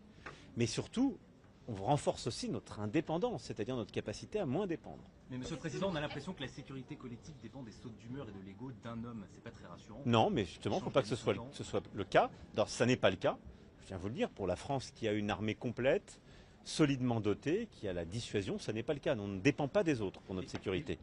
Et donc moi, je pense que notre Europe, elle doit encore se renforcer pour moins dépendre des autres, même si c'est une très bonne chose d'avoir une alliance plus large qui nous permet d'avoir plus de force et de profondeur. Sur la guerre commerciale. Alors, excusez-moi, votre collègue puis vous. Sur la guerre commerciale, vous l'avez évoqué avec lui directement, le président Trump À plusieurs reprises. Donc je pense qu'il faut maintenant qu'on arrive à conclure. Vous l'avez évoqué ici lors du sommet. Je l'ai évoqué lors du sommet, je l'ai évoqué publiquement devant les autres, oui. Le président Erdogan d'ailleurs a fait de même, ou la première ministre Meloni. Mais c'est de l'accord. Posez-lui la question. Posez-lui la question. Est-ce que vous avez parlé de la situation au Proche-Orient, Monsieur le Président, avec Donald Trump sur le cessez-le-feu entre l'Iran et Israël? Je n'ai pas eu l'occasion là d'en parler avec lui.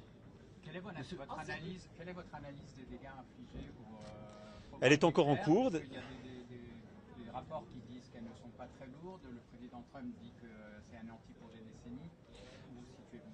Premièrement, nous sommes en train de finaliser ces analyses en propre, pour ce dont nous disposons. Il y aura ensuite une confrontation avec l'analyse des autres pays intéressés, évidemment américains, les autres Européens, les Israéliens. Et puis j'aurai l'occasion tout à l'heure de voir le directeur général de l'Agence internationale pour l'énergie atomique, M. Grossi, et j'échangerai aussi avec lui sur ce sujet. Monsieur le Président, quelle est votre stratégie pour traiter Donald Trump? Lui être très flatteur, lui opposer de la résistance? On a vu beaucoup de chefs d'État faire preuve d'obséquiosité ici au sommet de l'OTAN, voire carrément du siège. J'essaie toujours d'avoir la même... traiter Trump. J'ai toujours fait pareil depuis 2017, c'est-à-dire en étant extrêmement direct, tout à fait respectueux, mais moi j'ai toujours dit les choses, donc je les ai dit aujourd'hui. Et je le dis à chaque fois, voilà. S'agissant des sanctions contre la Russie, est-ce que les Américains sont prêts à suivre les Européens pour un durcissement? Je ne suis pas président des États-Unis d'Amérique, donc je vous invite à lui poser la question. Mais pour ce qui est des Européens, nous, je suis assez simple, c'est-à-dire ce que je dis, je le fais. Et donc nous défendons le paquet de sanctions, le 18e paquet qui a été proposé par la Commission. Il a été fait en coordination avec les sénateurs américains. Et tout ce qui nous a été dit jusqu'alors était que ces sénateurs avanceraient, allaient dans les prochains jours déposer justement ce paquet de sanctions et qu'ils devaient avancer. C'est les prochains jours qui nous diront ce que les États-Unis feront. Monsieur le Président, il faut augmenter le PIB, la part du PIB consacrée à la défense. C'est un des engagements qui a été pris également par les différents dirigeants à l'horizon 2035, 5%. Concrètement, pour les personnes qui nous regardent, qui se posent des questions, comment on fait en France pour augmenter cette part du PIB consacrée à la défense dans un contexte budgétaire extrêmement tendu, avec aussi un risque qui arrive à l'automne, on le voit très bien avec ce qui s'est passé hier à l'Assemblée nationale, de renversement de ce gouvernement Biden. Mais vous avez raison de le dire, simplement on le fait déjà nous. On n'a pas attendu. Et on n'a pas attendu non plus la guerre d'agression russe en Ukraine de février 2022, puisque depuis 2018, nous augmentons.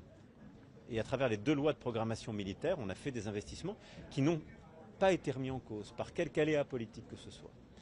Seul le vote de censure et le décalage du budget nous a mis en retard en début d'année. Il a d'ailleurs beaucoup coûté à l'économie, c'est pour ça que j'invite chacun à réfléchir. Mais les lois de programmation militaire depuis que je suis président sont respectées scrupuleusement. Et donc d'ores et déjà, chaque année, nous augmentons de plusieurs milliards d'euros notre effort. Ce qui fait qu'au terme de ces 2 lois de programmation militaire, on sera passé de 32 milliards d'euros à peu près de budget des armées quand j'ai été élu à plus de 60 milliards. Ce que nous sommes en train... Oui, mais enfin, si mes prédécesseurs avaient porté le même taux d'effort, on serait largement au-dessus. Et je rappelle qu'il n'y a pas si longtemps, on était en train de les diminuer. Donc je me félicite que nous ayons... Bien sûr, c'est la vie démocratique. Vraisemblablement. Vraisemblablement. Mais donc il faudra poursuivre cet effort.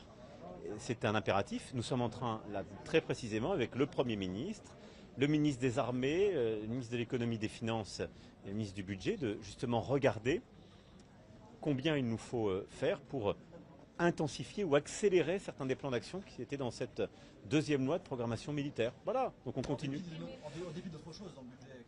Vous avez raison, mais toujours, et on l'a toujours fait comme ça, il faut le financer en faisant des choix. C'est ça, gouverner. Et donc nous devons continuer de choisir. Mais je pense qu'on fait bien parce qu'on choisit notre indépendance. Et ce qu'on fait en matière de défense, en matière industrielle, en matière de recherche et de technologie, c'est ce qui nous permet d'avoir plus d'indépendance pour le pays, aujourd'hui et demain. Et d'ailleurs l'indépendance que nous avons encore, qui avait pu être fragilisée par des choix plus récents, elle procède aussi de choix historiques qui avaient été faits dans les années 60 ou 70, qui avaient permis de doter la France de programmes ou d'équipements qui nous permettent aujourd'hui de ne pas dépendre justement des sautes d'humeur ou des aléas de l'autre côté de l'océan. C'est notre force. Est-ce que vous avez eu des précisions sur le calendrier de redéploiement des troupes américaines en Europe? Non, mais je pense que c'est très bien de l'avoir. Est-ce que vous n'avez pas peur que ces 5% le président américain était optimiste sur l'attente d'un cessez-le-feu rapide à Gaza? Écoutez, moi je plaide pour qu'on ait aujourd'hui 3 cessez-le-feu en même temps. Et on est de plus en plus ambitieux. Mais celui qui tient et qui a été obtenu entre Israël et l'Iran, celui à Gaza, qui est indispensable et qui est pour moi une priorité absolue, et le cessez-le-feu que nous souhaitons avoir en Ukraine pour ouvrir les négociations de paix durable. Vous êtes d'accord que les 5% bénéficient aux équipements américains et que toute l'Europe se mette à acheter des patriotes? Mais c'est ce que j'ai dit tout à l'heure. Le 2e point pour moi, la clé, c'est que les Européens s'équipent et produisent. C'est ce que fait la France, c'est ce que font plusieurs autres Européens. Et c'est d'ailleurs ce que nous avons défendu dans nos négociations européennes avec succès, puisque les derniers programmes ont une composante européenne, avec les programmes d'ISAF, SAFE et EDIP. Et donc c'est une très bonne chose. Il faut que les Européens aient justement ce réflexe désormais. Pourquoi? Parce que nous allons dédier une part croissante de notre richesse nationale dans les efforts de défense. Il faut que ça permette de créer de l'emploi, il faut que ça permette d'avoir un retour en termes d'industrie dans nos pays. La France a ce modèle historiquement, d'autres l'ont moins. Et d'ailleurs, nous souhaitons avoir des programmes beaucoup plus larges, beaucoup plus partenariaux et qui aient aussi des retombées industrielles pour ces pays. Et je pense que c'est comme ça qu'on aura une avancée qui est gagnant-gagnant. Ça réduit aussi notre dépendance, parce que parfois, quand on achète des programmes ou des équipements qui sont américains, quand on a des désaccords géopolitiques, on est dépendant de leur autorisation ou pas. Avoir des programmes européens, ça nous permet d'être libre de ses règles et donc beaucoup plus libre à la fois sur notre stratégie export, qui est essentielle pour la compétitivité de nos industries d'armement, et pour notre liberté d'usage, c'est-à-dire l'indépendance de notre diplomatie et de nos choix militaires. Sur l'Iran, quelles sont les prochaines étapes juste de l'initiative européenne de négociation? Écoutez, là, sur l'Iran, on a un cessez-le-feu. On voit bien combien il est volatile et fragile. Mon souhait, c'est qu'il tienne. Ce cessez-le-feu va s'accompagner d'une évaluation justement des dommages qui ont été faits, ce que je disais tout à l'heure, qui seront clarifiés dans les prochaines heures et prochains jours. Et de toute façon, nous devons reprendre un travail diplomatique et technique sur la question du nucléaire. Et donc l'AIEA aura un rôle à y jouer. Évidemment, les États-Unis d'Amérique ont pris le contact, et les Iraniens et les Européens y ont leur place. Parce que nous aurons de toute façon, d'ici à quelques semaines, un choix sur ce sujet à faire, c'est de savoir si le JCPOA est encore un cadre ou pas, puisqu'il existe encore, et nous avons des délais qui continuent à courir, mais des choix qui seront à faire à l'été. Merci beaucoup. Merci à vous. C'est pour quand, Monsieur le Président, pour aider les partis français? Bon courage avec Trump.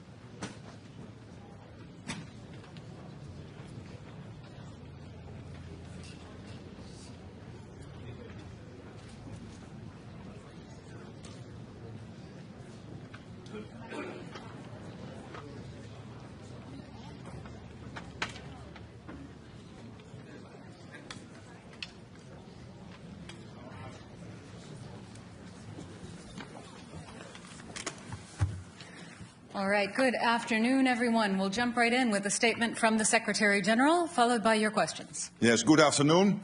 And we have just concluded the formal part of the NATO summit in The Hague. Of course, there will be many other meetings later today, this afternoon. And together, allies have laid the foundations for a stronger, fairer and more lethal NATO. NATO leaders agreed on the The Hague Defence Investment Plan. And this will fuel a quantum leap in our collective defence. They agreed to boost our defence industries, which will not only increase our security, but will also create jobs. And we have reaffirmed our unwavering support for Ukraine. All of this is crucial. It means that no matter the challenges we face, whether from Russia or terrorism, cyber attacks, sabotage or strategic competition, this alliance is and will remain ready, willing and able to defend every inch of Allied territory and ensure that our 1 billion people can continue to live in freedom and security. These decisions will have a profound impact on our ability to do what NATO was founded to do: deter and defend. And the key decision in that regard is to adopt the The Hague Defence Investment Plan. With this plan, allies have agreed to invest 5% of GDP in defence. This is a significant commitment in response to significant threats to our security. It includes at least 3.5% of GDP invested in core defence requirements, a benchmark that until today was set at 2%. A target that I'm pleased to say all allies will now meet this year or have already met.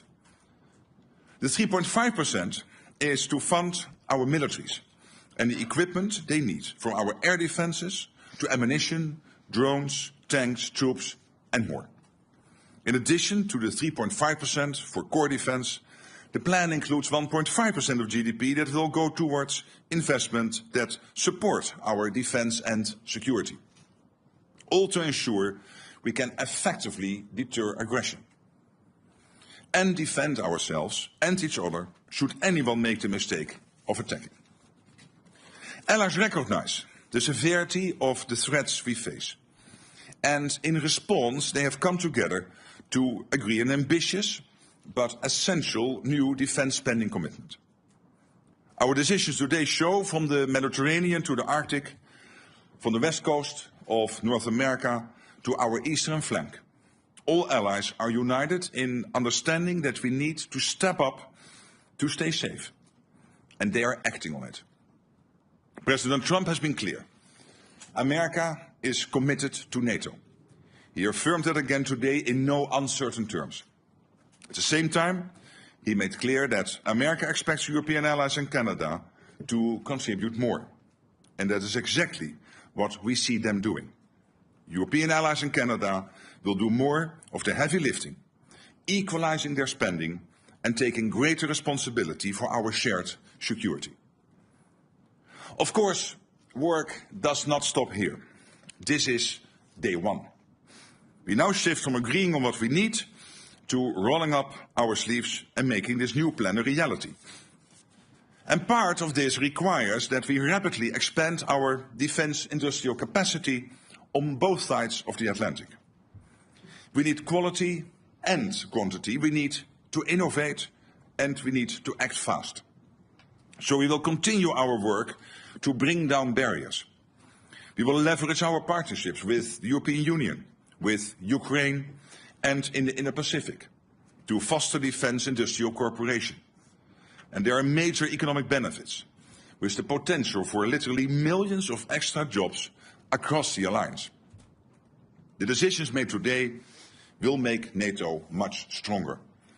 They also make NATO a fairer alliance, with Europe and Canada stepping up and carrying their fair share of the responsibility for our shared security. The resolve of allies is clear. We are in this together, committed to Article 5, and we are determined to stand firm. No one should doubt our capacity or determination should our security be challenged. This is the stronger, fairer and more lethal alliance that NATO leaders have begun to build. Of course, this is also an alliance that stands firmly by our neighbour and partner, Ukraine. My dear friend Volodymyr Zelensky is here in The Hague with us at the NATO summit along with his team. Our resounding message to him and the Ukrainian people is that Ukraine has our continued support, including with over 35 billion euros pledged so far this year, with more to follow. All of this, our aim is to keep Ukraine in the fight today so that it can enjoy a lasting peace in the future. We stand by Ukraine in its pursuit of peace and will continue to support Ukraine on its irreversible path to NATO membership. It has been a momentous meeting today. Leaders have agreed on a trajectory that will ensure we are able to safeguard our freedom and security well into the future. And with that, I'm happy to take your questions. All right, I will call on people, and please, if you could state the outlet you're from, if I don't know that already. We'll start with Sky News. Right here in the front and the center. We need a mic here. Thank you. Thank you. Deborah Haynes from Sky News. Hi. Hello. The language that you have used when talking to Donald Trump has been notable because of its flattery. Today you called him Daddy, and you sent a text message to him that was gushing with praise. Is this the way that you feel that you have to act when doing business with the US president, through flattery and praise? Isn't it a bit demeaning, and doesn't it make you look weak? No, I don't think so. I think it's a bit of a question of taste, but I think he's a good friend. And when he is doing stuff which is forcing us to, for example, when it comes to making more investments, I mean, would you ever think that this would be the result of this summit if he would not have been re-elected president? Do you really think that 7 or 8 countries who said, yeah, somewhere in the 2030s we might meet the 2%, we've now all decided in the last 4 or 5 months to get to 2%? So doesn't he deserve some praise? And when it comes to Iran, the fact that he took this decisive action, very targeted, to make sure that Iran would not be able to get its hands on a nuclear capability, I think he deserves all the praise. All right. Next question. Let's come to the front here. I think it's BBC. Yes. Yes. Well, wait for the mic, please. Jamal Musawi from BBC Persian TV. You said that attack against Iran was illegal and in accordance with the international law. But today, Kaya Kala said she is not sure that it was legal and in accordance with international law. Is there any kind of disagreement between you in NATO? No, there's not, but there will be many views always about international law. I think what the US did last weekend is justified. This is preventing Iran, and this is a request NATO has had for a long time, a position NATO has taken for a long time, that Iran should not get its hand on a nuclear deterrence. So I think it was totally justified what the US did. And I think it's also important that the American president is very much now working to get the ceasefire not only today and yesterday, but to have that ongoing over the coming weeks. All right. I see FT in the halfway back.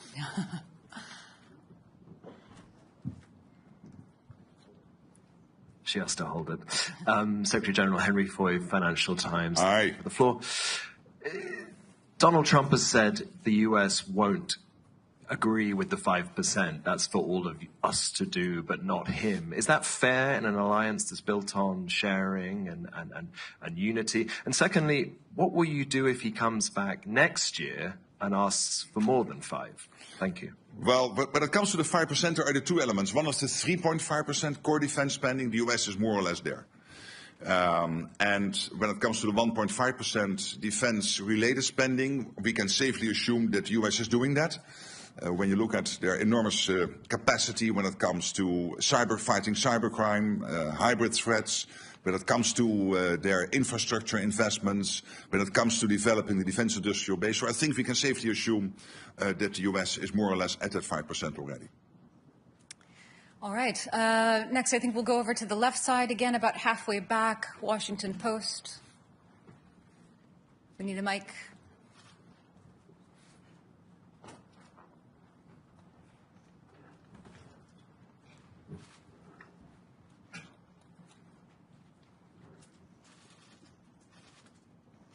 Thank you, Secretary General Ellen Francis, Washington Post.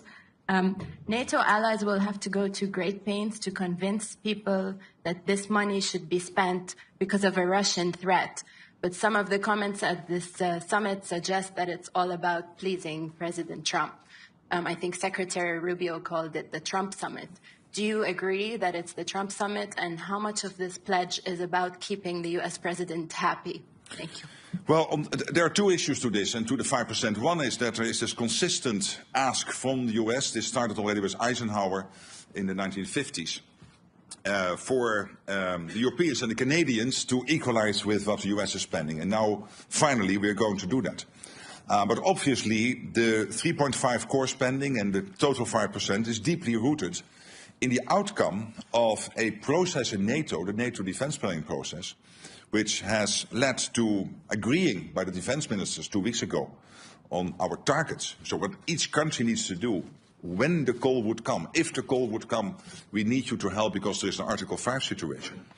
And we have calculated that to basically reach those targets, we need to spend 3.5% on core defense and, of course, the 1.5% on defense and security-related spending. So there is this US request, please equalize, because it's not fair that we shoulder much more than the others are doing and that we are carrying more weight than the others are doing. And there is the issue of that it is really necessary because of the long-term threat by the Russians to the whole of the Euro-Atlantic area and also the other upcoming adversaries, and of course the situation with China, where we see this impressive military build-up. So it is both true. The US has consistently had this request now for 60, 70 years, and finally we will do it. And I think that's important. It makes the whole of the alliance more stable and fairer. And there is the need because of Russia and others. All right. The woman in the third row over on the left side here. Natalia Robzin, Voice of Ukraine. Secretary General, you have stated that this year Canadians and Europeans have pledged 35 billion into military support to Ukraine, and this is not even the half of the year. In your opinion, what should be expenditure for Ukraine at the end of the year? And what amount of military aid to Ukraine could help Ukraine to win the war, not just survive? Well, on the first question, it's difficult for me to exactly predict, but you can safely assume is the trajectory in the first almost 6 months now is really north of the trajectory last year, that also by the end of the year it will end up north of the over 50 billion which was pledged in 2024. So I'm positive about that, optimistic, but I'm not going to make a concrete prediction. But we can safely assume that the end result will be positive.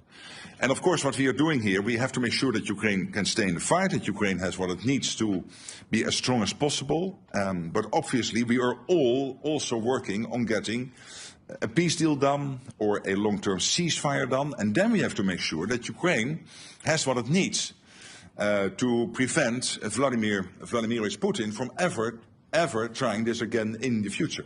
And the first layer of that, making sure that Ukraine can defend itself post a peace deal / a long-term ceasefire, obviously is also the support we are now providing to keep them in the fight, which has to do, of course, with training, it has to do with delivering military equipment, so the command in Wiesbaden, but also the various streams of money going into Ukraine, developing Ukrainians' defense industrial base, which still has about a 35 billion spare capacity.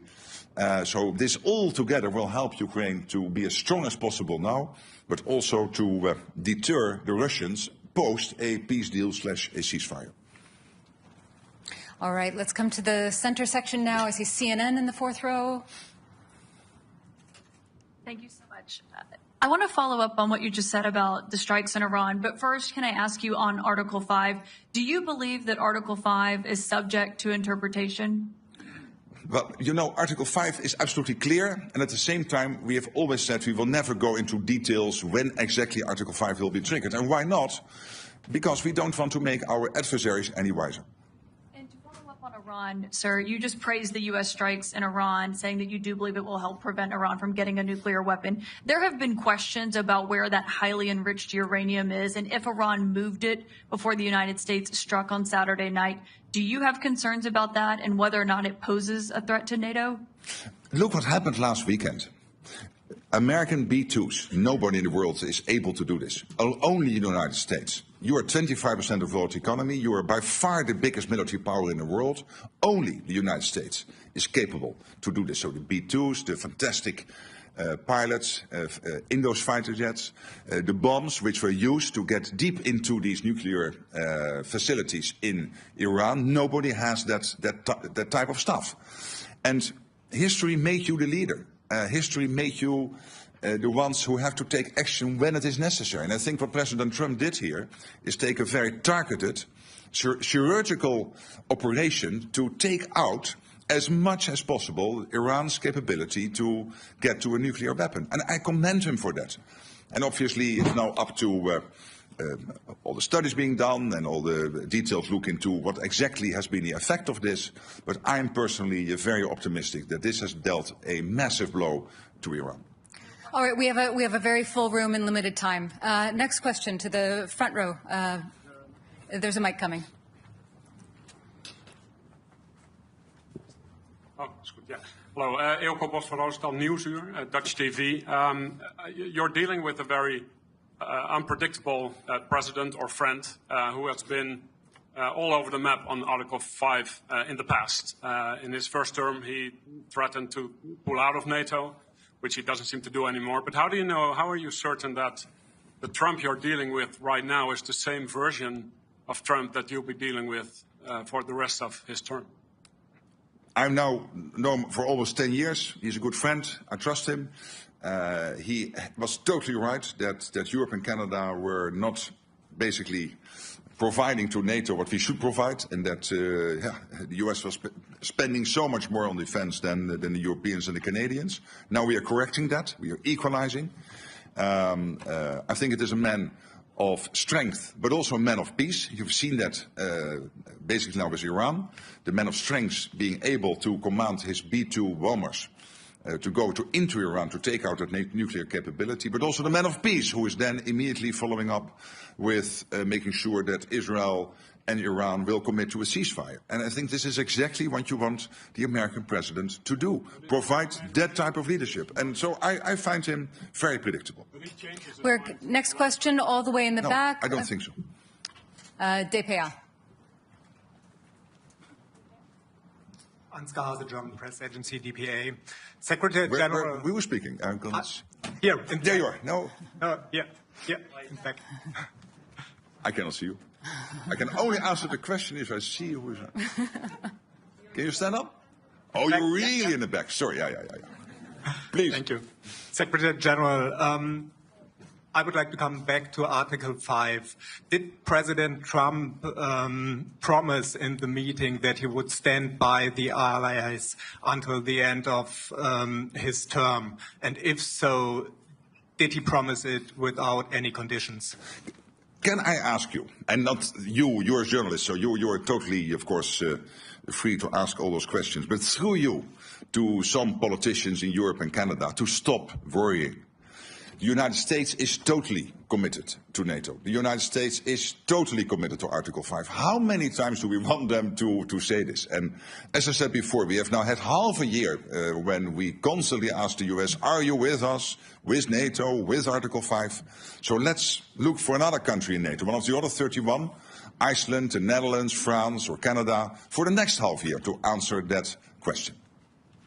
All right. Limited time, lots and lots of questions. The woman in the green jacket here in the third row.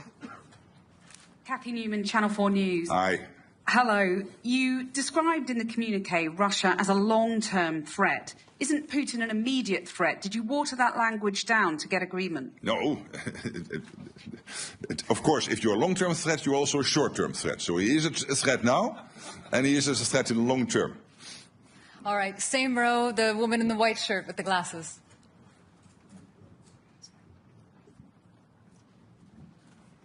Thank you. Ida Hallikainen from Ilta-Sanomat, Finland. Mr. Secretary General, Russia has expanded its military infrastructure near Finland's eastern border. What is Russia aiming to achieve with this, and what is NATO's message on the matter? And second, if I may, is Spain now serious about the defense spending goal? Yes, on the last question, I believe so. As you know, there is disagreement to disagree that they think they can reach the capability targets by 2.1%. NATO is saying it has to be 3.5%, like for all the other allies. All allies will report on how they are getting to the capability targets, so we will see, and in 2029 we will anyway have a review of all of this. On your first question, well, let's not be naive about Russia. Of course, they are fighting this totally unprovoked war against Ukraine. But at the same time, and this is what we have been hearing, open source from many senior military leaders in Europe, including the Chief of Defense in Germany, they are building up their armed forces and reconstituting their armed forces at such a pace that they could be ready in 3, 5 or 7 years to attack NATO. And that is why today was so important, and today is so transformational. Yes, to the question before, because we have to equalize with the US and end the debate which has now been running for 60, 70 years.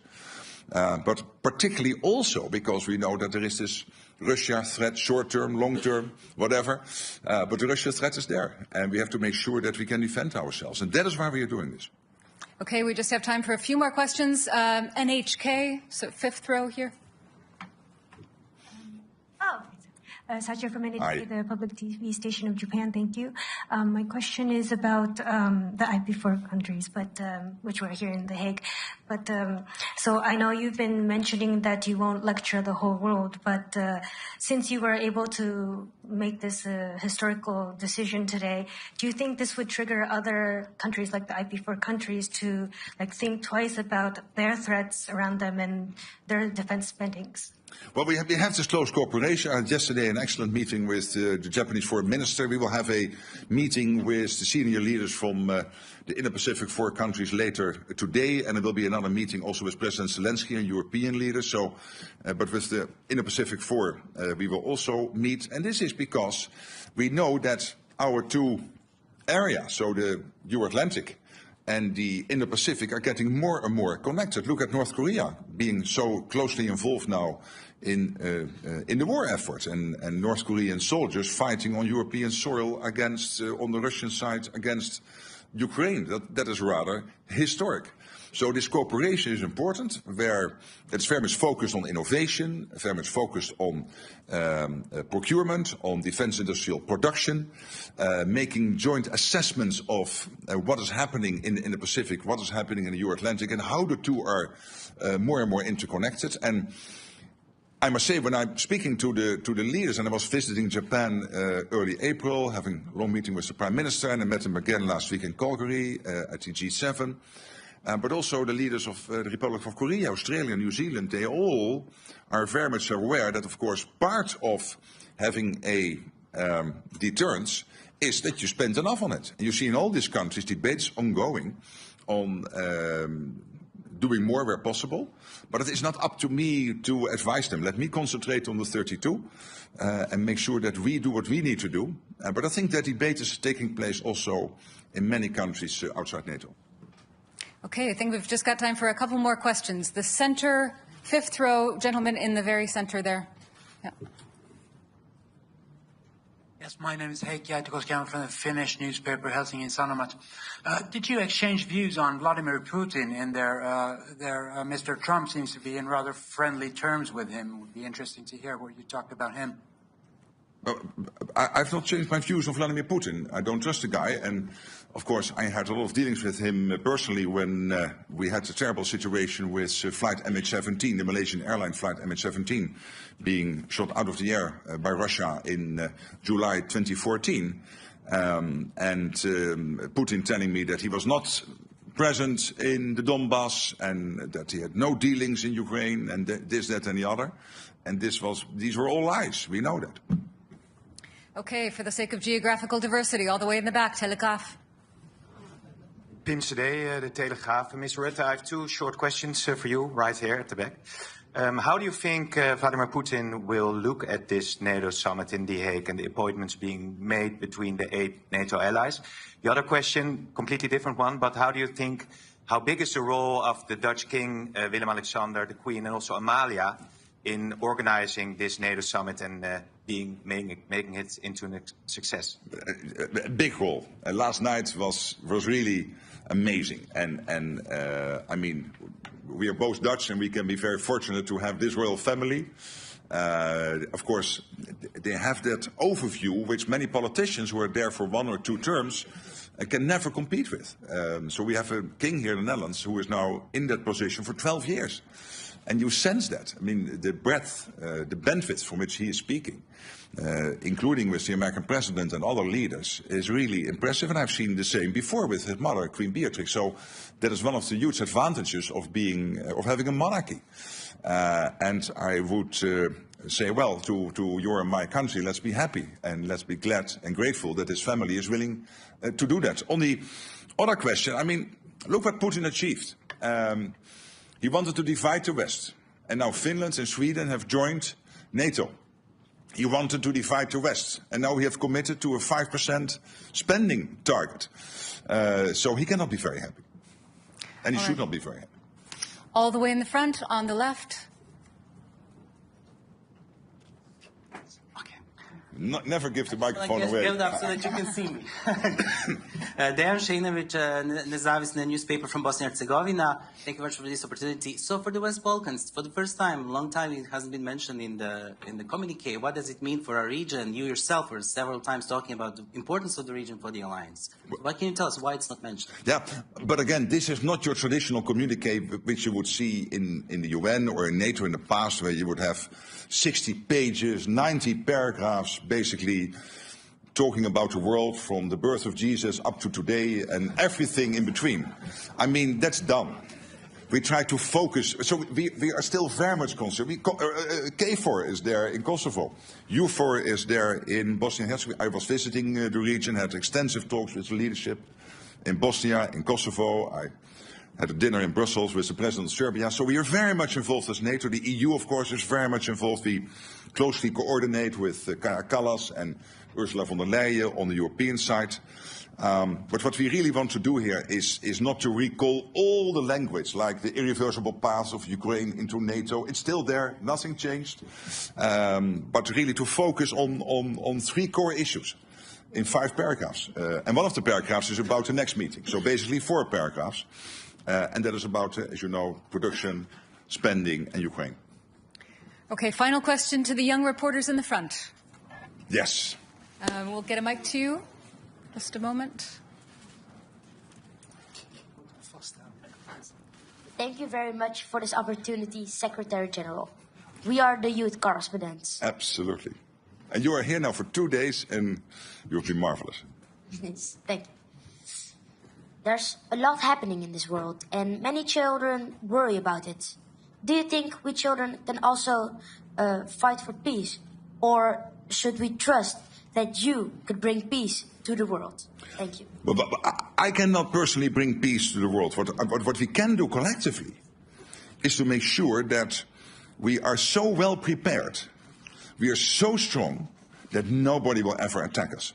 So the best way to preserve your future and that our children can live in a democratic, free, open society where you can be who you want to be, think what you want, have free press, what we basically have in the West, and let's be honest, it's fantastic, is to make sure that we spend enough on our defense, particularly if we know that we have some adversaries who are really trying to get at us. So that's the best way to preserve your future. And that's what we try to do today, to make that commitment. But you standing here is really touching, and we've seen each other now for 2 days. We know each other for some longer time. I really want to thank you both, and in you, all the free press sitting in this room, for your fantastic work, and see you soon in Brussels or elsewhere. Bye-bye. Take care. Thanks. Thank you all very much. That's all we have time for today.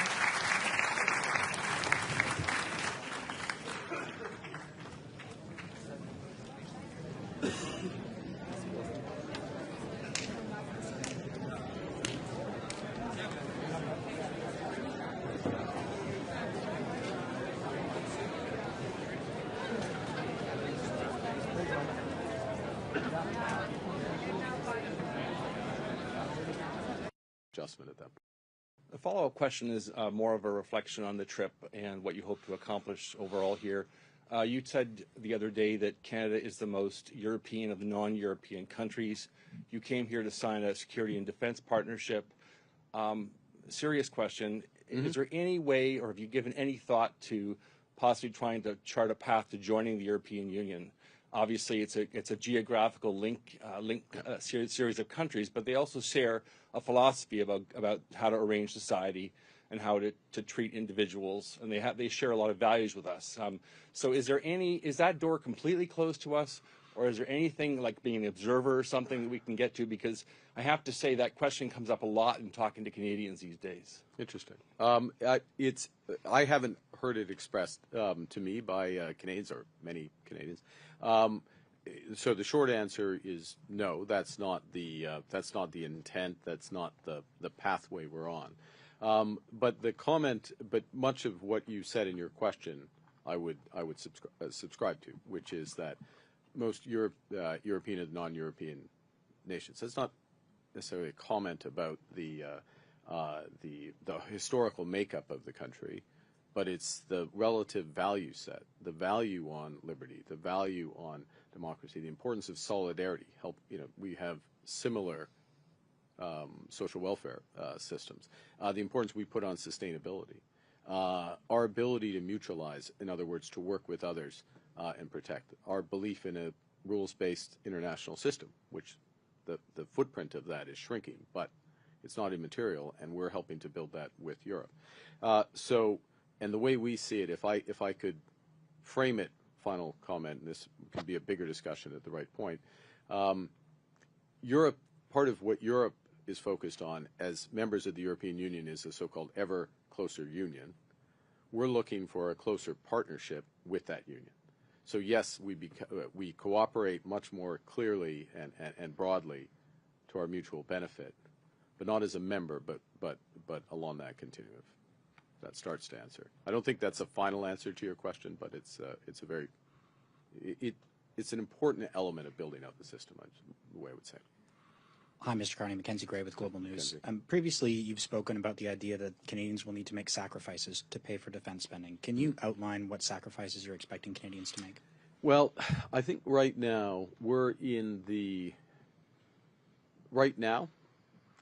people who've been making sacrifices have been the men and women of the Canadian Armed Forces because they have not been paid to reflect what we are asking them to do.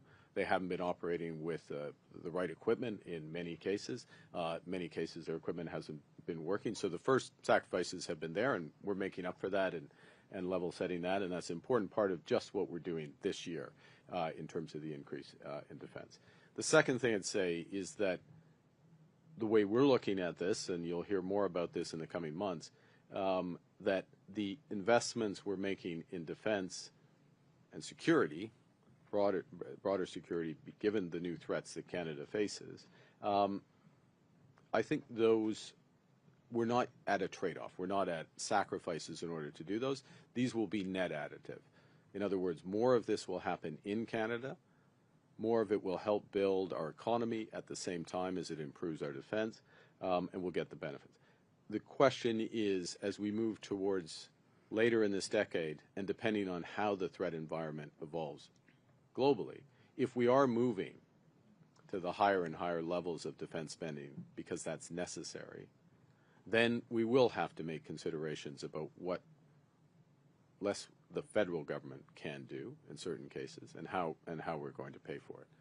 Those trade-offs, I'm going to give you false precision around this, but those trade-offs happen towards the end of the decade into the next decade, and we will be much, much better informed. And if I can go back to Steve Chase's question, the social license element of that, there's going to be a very clear and open conversation about that based on facts and based on what Canadians want. So in terms of the spending on the 3.5%, it seems as though you're saying that Canadians should not expect that there's going to be a substantial increase in defense spending.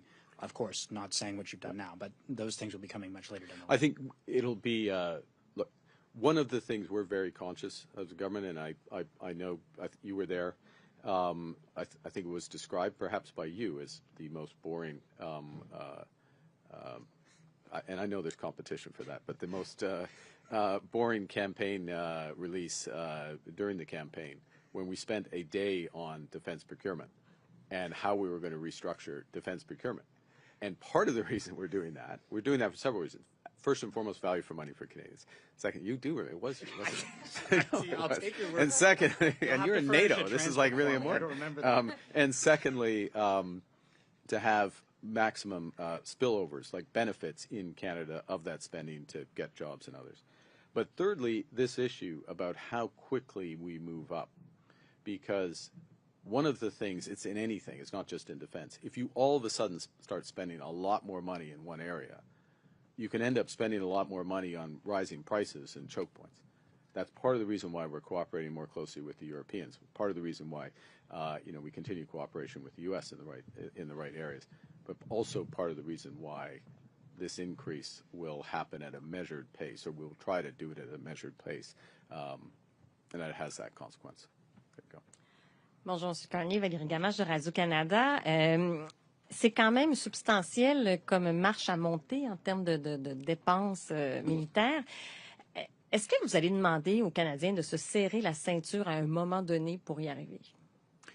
Est-ce que vous devrez demander aux Canadiens de se serrer la ceinture, ou pour reprendre le terme de Marc, avez-vous l'impression que vous devrez demander aux Canadiens de faire des sacrifices pour y arriver? OK. Dans ce contexte, pour le moment et pour les prochaines quelques années, jusqu'au... et c'est pas exact, mais on peut pas être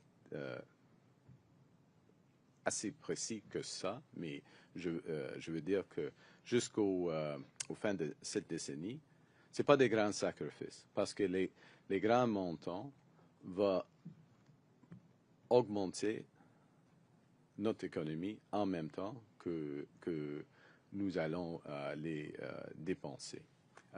On va investir, par exemple, dans les minéraux critiques. On va investir dans des brise-glaces, des navires brise-glaces qui sont créés ici au Canada, bâtis ici au Canada, pardon. Alors, pendant les prochaines années, oui, ce sera comme ça. Et le rythme d'accroissement va être assez lent au début, parce qu'il faut être prudent. Le gouvernement doit être prudent au début. Il faut ramasser de l'information. Il faut augmenter la capacité industrielle au Canada et dans d'autres pays de l'OTAN. Et on a eu l'impression dans ce sommet que le secrétaire général de l'OTAN a tout fait pour plaire à M. Trump. Il lui a dit qu'il jamais de président avait réussi ce qu'il réussissait aujourd'hui. Est-ce que c'était trop? Est-ce qu'il en a trop fait, le secrétaire général de l'OTAN, pour plaire à M. Trump? Oui, je peux parler pour le gouvernement du Canada. Nous faisons des mesures pour les Canadiens et Canadiennes. Et c'est afin de mieux protéger les Canadiens et Canadiennes, premièrement. Afin de défendre nos intérêts et contribuer à la défense de nos alliés. C'est pour tout cela. Dans un monde où les menaces, malheureusement, continuent à augmenter. Est-ce que c'est trop? On verra. On verra en 2029. Parce qu'il y a un moment que tout l'OTAN, c'est au sein de cet accord, cet engagement, il y a un moment de faire une revue du montant et de la division entre le promis, c'est quoi le pledge? C'est engagement industriel de la défense et le montant en total. Alors, on verra, et si c'est trop à ce moment-là, si le 5% est trop, on va la réviser. Okay. Next question. Good afternoon, Mr. Prime Minister. Jeremy Sharon, CTV News. Do you have an estimation of what 3.5% of GDP will look like in 2035?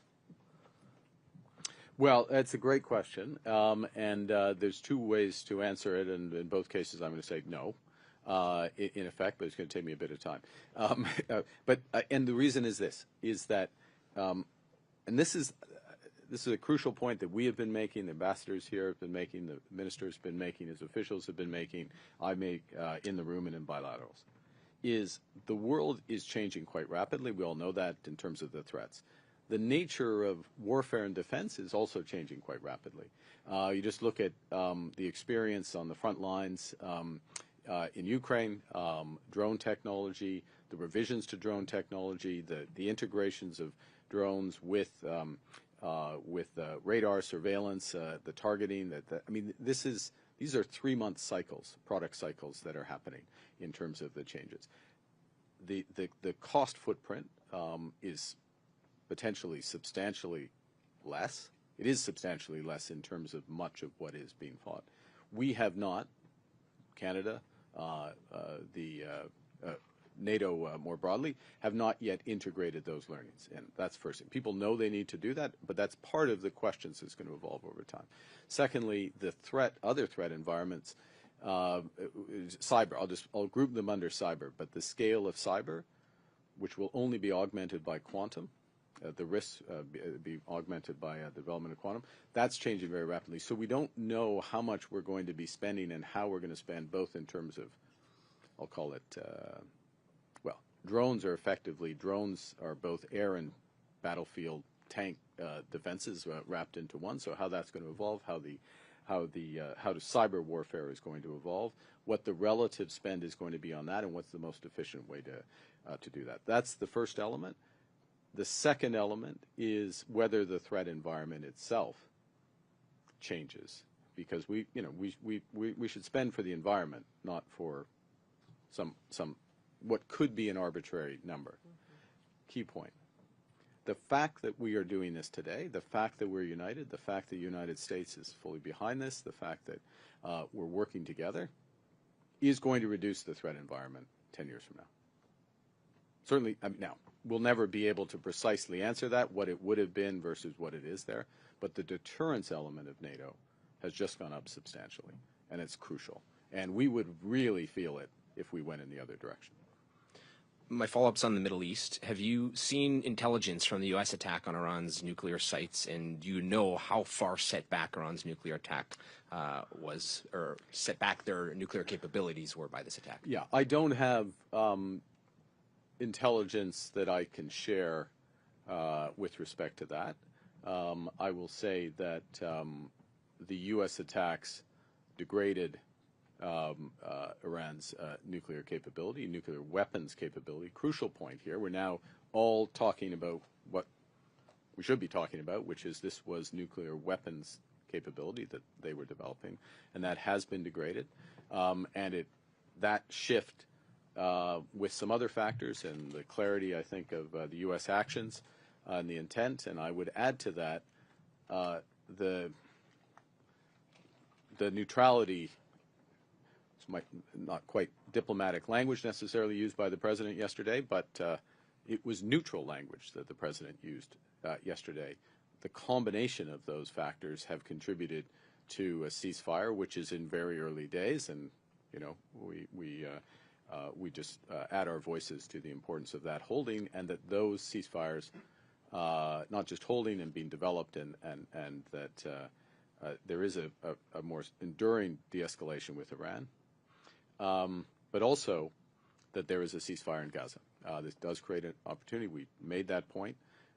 It's not just a necessity, but we made the point about what was called resolution in the G7 statement signed by the United States, the G7 statement at Kananaskis, separate statement on Iran, that resolution should lead to reduction of hostilities in the broader region, including a ceasefire in Gaza. We reiterate that point today.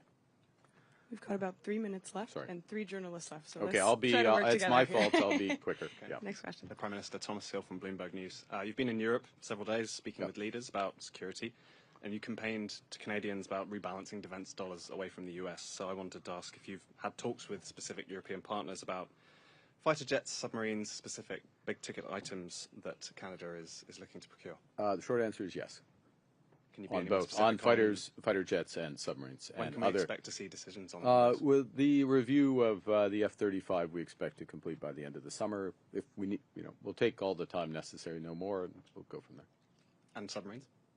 That's a longer process. It runs to 2027, 2020. At least it may be 2028 before the final decision, but it's a big procurement process, and there's multiple steps. But there's lots of interest in helping us in that. Thank you. My other question, I'll try and be fast, that's is that's question 4. About the commitment to hundreds of billions of dollars cumulatively you've made today. The Parliamentary Budget Officer told us that implies high deficits unless you either raise taxes or cut major projects, social spending. So do you agree with him? And if so, how high a net debt to GDP ratio are you willing to run?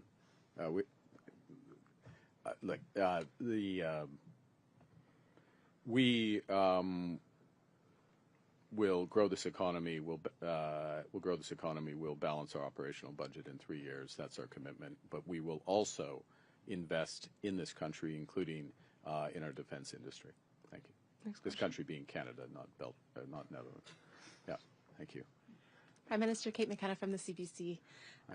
In your platform, you made some very specific promises related to defense procurement, including artillery and other things. I'm wondering, is that your roadmap to hit this 3.5%, and will it get you there, or will you have to do additional things? Thanks for the question. No, it's your question's on point. Those commitments, the elements that were identified in the platform, and it's obviously questions of amount, but that they would be consistent with defense spending in the low twos percent of GDP. So there's additional capacities that would need to be developed. Yeah. And my follow-up, did you pick the 2029 review because Donald Trump will be out of office? Will he be out of office? Oh, in January. I didn't realize that. Okay. Look, it's a natural time to review. We'll have enough information at that point. I think we all recognize Canada. Well, I'll speak for Canada. We have more to do given the threats that we face, so we can see an increase in both defense spending and the defense industrial spending for the next few years. We'll lay that out in more detail as we work it through. But that's a reasonable amount of time. We'll have enough information. We can do a course correction individually and collectively at that point. Yeah. We'll have time for one last question. Yeah, there we go. Hi, Prime Minister. Murray Brewster, CBC, batting cleanup. There you go. I want to pick up on a couple things that you've been asked already about defense procurement. There are a number of legislative and authorities that the Canadian government has to be able to speed up defense procurement. Do you anticipate on some of the high-value projects using those authorities? It's a great question. The first thing we look to do is change the machinery of defense procurement, if I can put it that way. This new defense procurement agency with Secretary of State Fuhrer is the Secretary of State responsible for that, obviously working closely with both the Department of National Defense and what's called the Department of Government Transformation, but basically Procurement Canada. So that's the first. There are elements of that, though, that we've identified where we will look to make adjustments with appropriate authority, but make adjustments to our ability to buy Canadian and our ability to buy more rapidly as appropriate. My final question relates to the other half of the summit that was talked about, and that's Ukraine. Should Ukraine have been in the room, especially when allied leaders were talking about it, and at the table for some of the important decisions that were made on its behalf? Yeah, I think, well, there were no, the fact of the way the summit was organized, Murray, was that the focus was on what we've been talking about, the 5%, the nature of it, why have a review, how work together. Our big emphasis, by the way, one thing I will emphasize, I'm just going to take this opportunity, which is because the threat environment is changing globally, and for Canada, I keep coming back to the Arctic and the threat to the Arctic. That's something, our view of the threats in the High North, as High North being a term that, say, the Norwegians and the Swedes and others would use, the Icelandic countries, the whole Nordic group of countries. There's a much greater focus on that. And one of the points we're making in the room is NATO needs to take that into account as it develops its thinking about what are the responsibilities of the members, what are the capabilities we need to develop. We don't need a bunch of Black Hawk helicopters up in the Arctic, right? We need icebreakers. We need radar. We need submarines. We need people on the ground, etc. Okay, you get my point. So the point is that I use that as an example, but that was the nature of the discussion in the room and much of the nature of the discussion in the corridors, the core of the decisions that were taken. So in that regard, Ukraine, Ukraine didn't need to be part of that discussion. That said, would we have preferred, Canada have preferred, a special session with NATO, with Ukraine? Absolutely. It's why we invited President Zelensky to the G7. I sat at dinner with President Zelensky last night. I had a separate series of conversations with him. I made points in the room, in this case, and a few others did, about Ukraine and what next steps. I took the opportunity to emphasize the importance of comprehensive by which I mean all NATO members, financial sanctions against Russia. And there is a huge opportunity here. Europe's considering their sanctions this week, their 18th package. There is legislation ready in the U.S. Senate under Senator Graham's sponsorship in the U.S. It would be very powerful if they, in both those jurisdictions, EU and the U.S., joined Canada with our latest sanctions. And that would really help tip certainly the economic balance in this struggle. So yes, it would have been better to have a session. We didn't have it. But in the actual session, myself, several others made points, but the bulk of the discussion was about the core decision. Thank you. Thank you. This was our third press conference. C'est ce qui va faire la conférence de presse. Merci. Merci. Merci.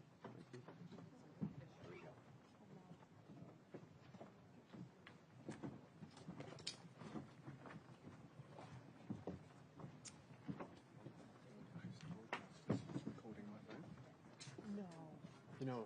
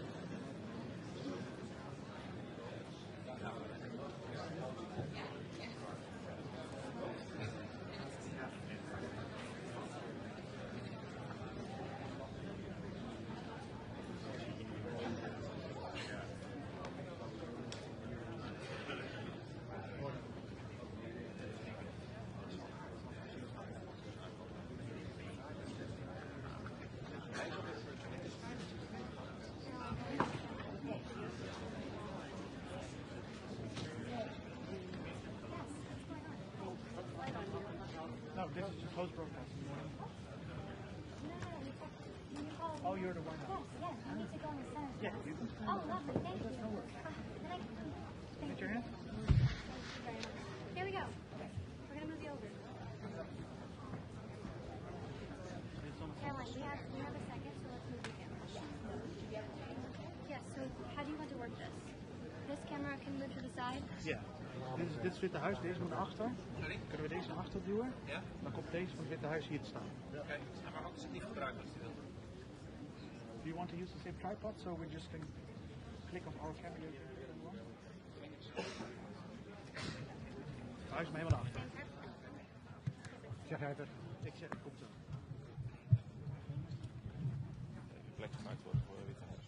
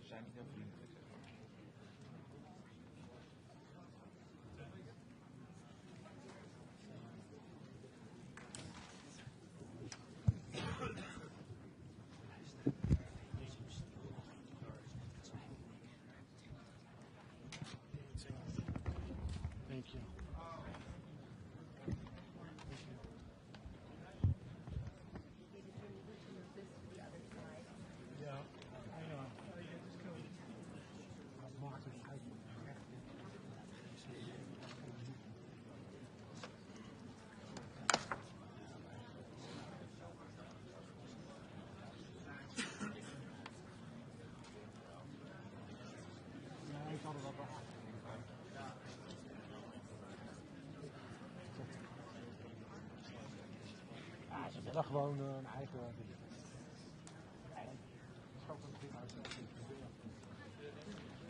I need power. Is there power? I need power. AC. Is there power back here somewhere? Where?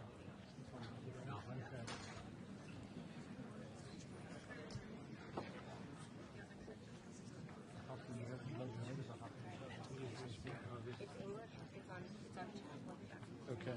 Thank you. What else do you need to be with? Let me come up there.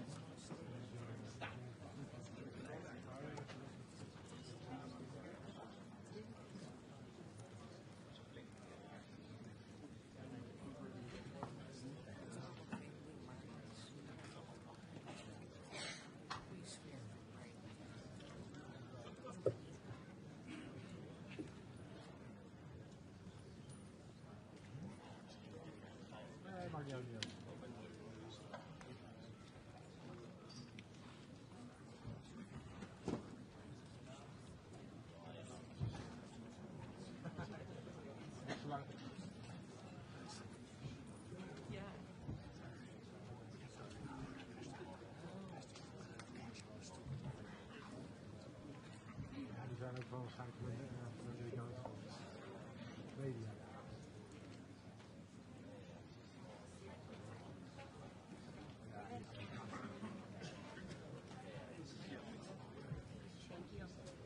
David, Ethernet is right behind you. Ja, we gaan het verstaan. Thank you.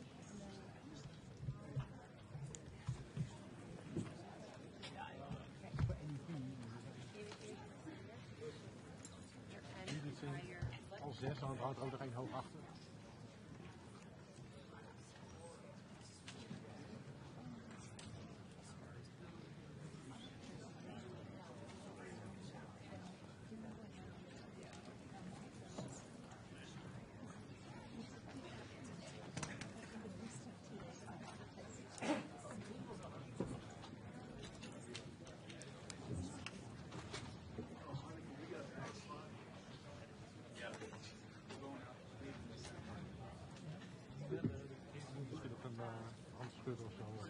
Dan mogen ze gaan staan. One of the cities is also mine.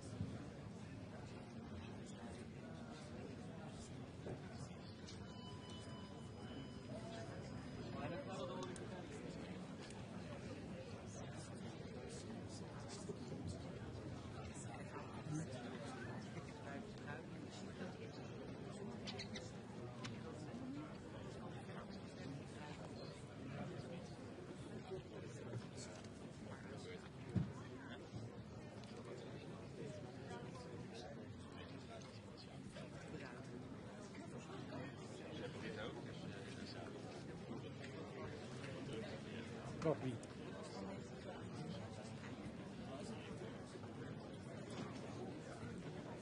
Natuurlijk. Wijd rood. Hij niet.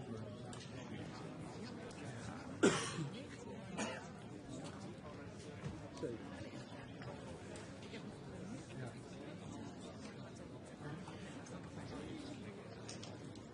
Ik heb het gemist.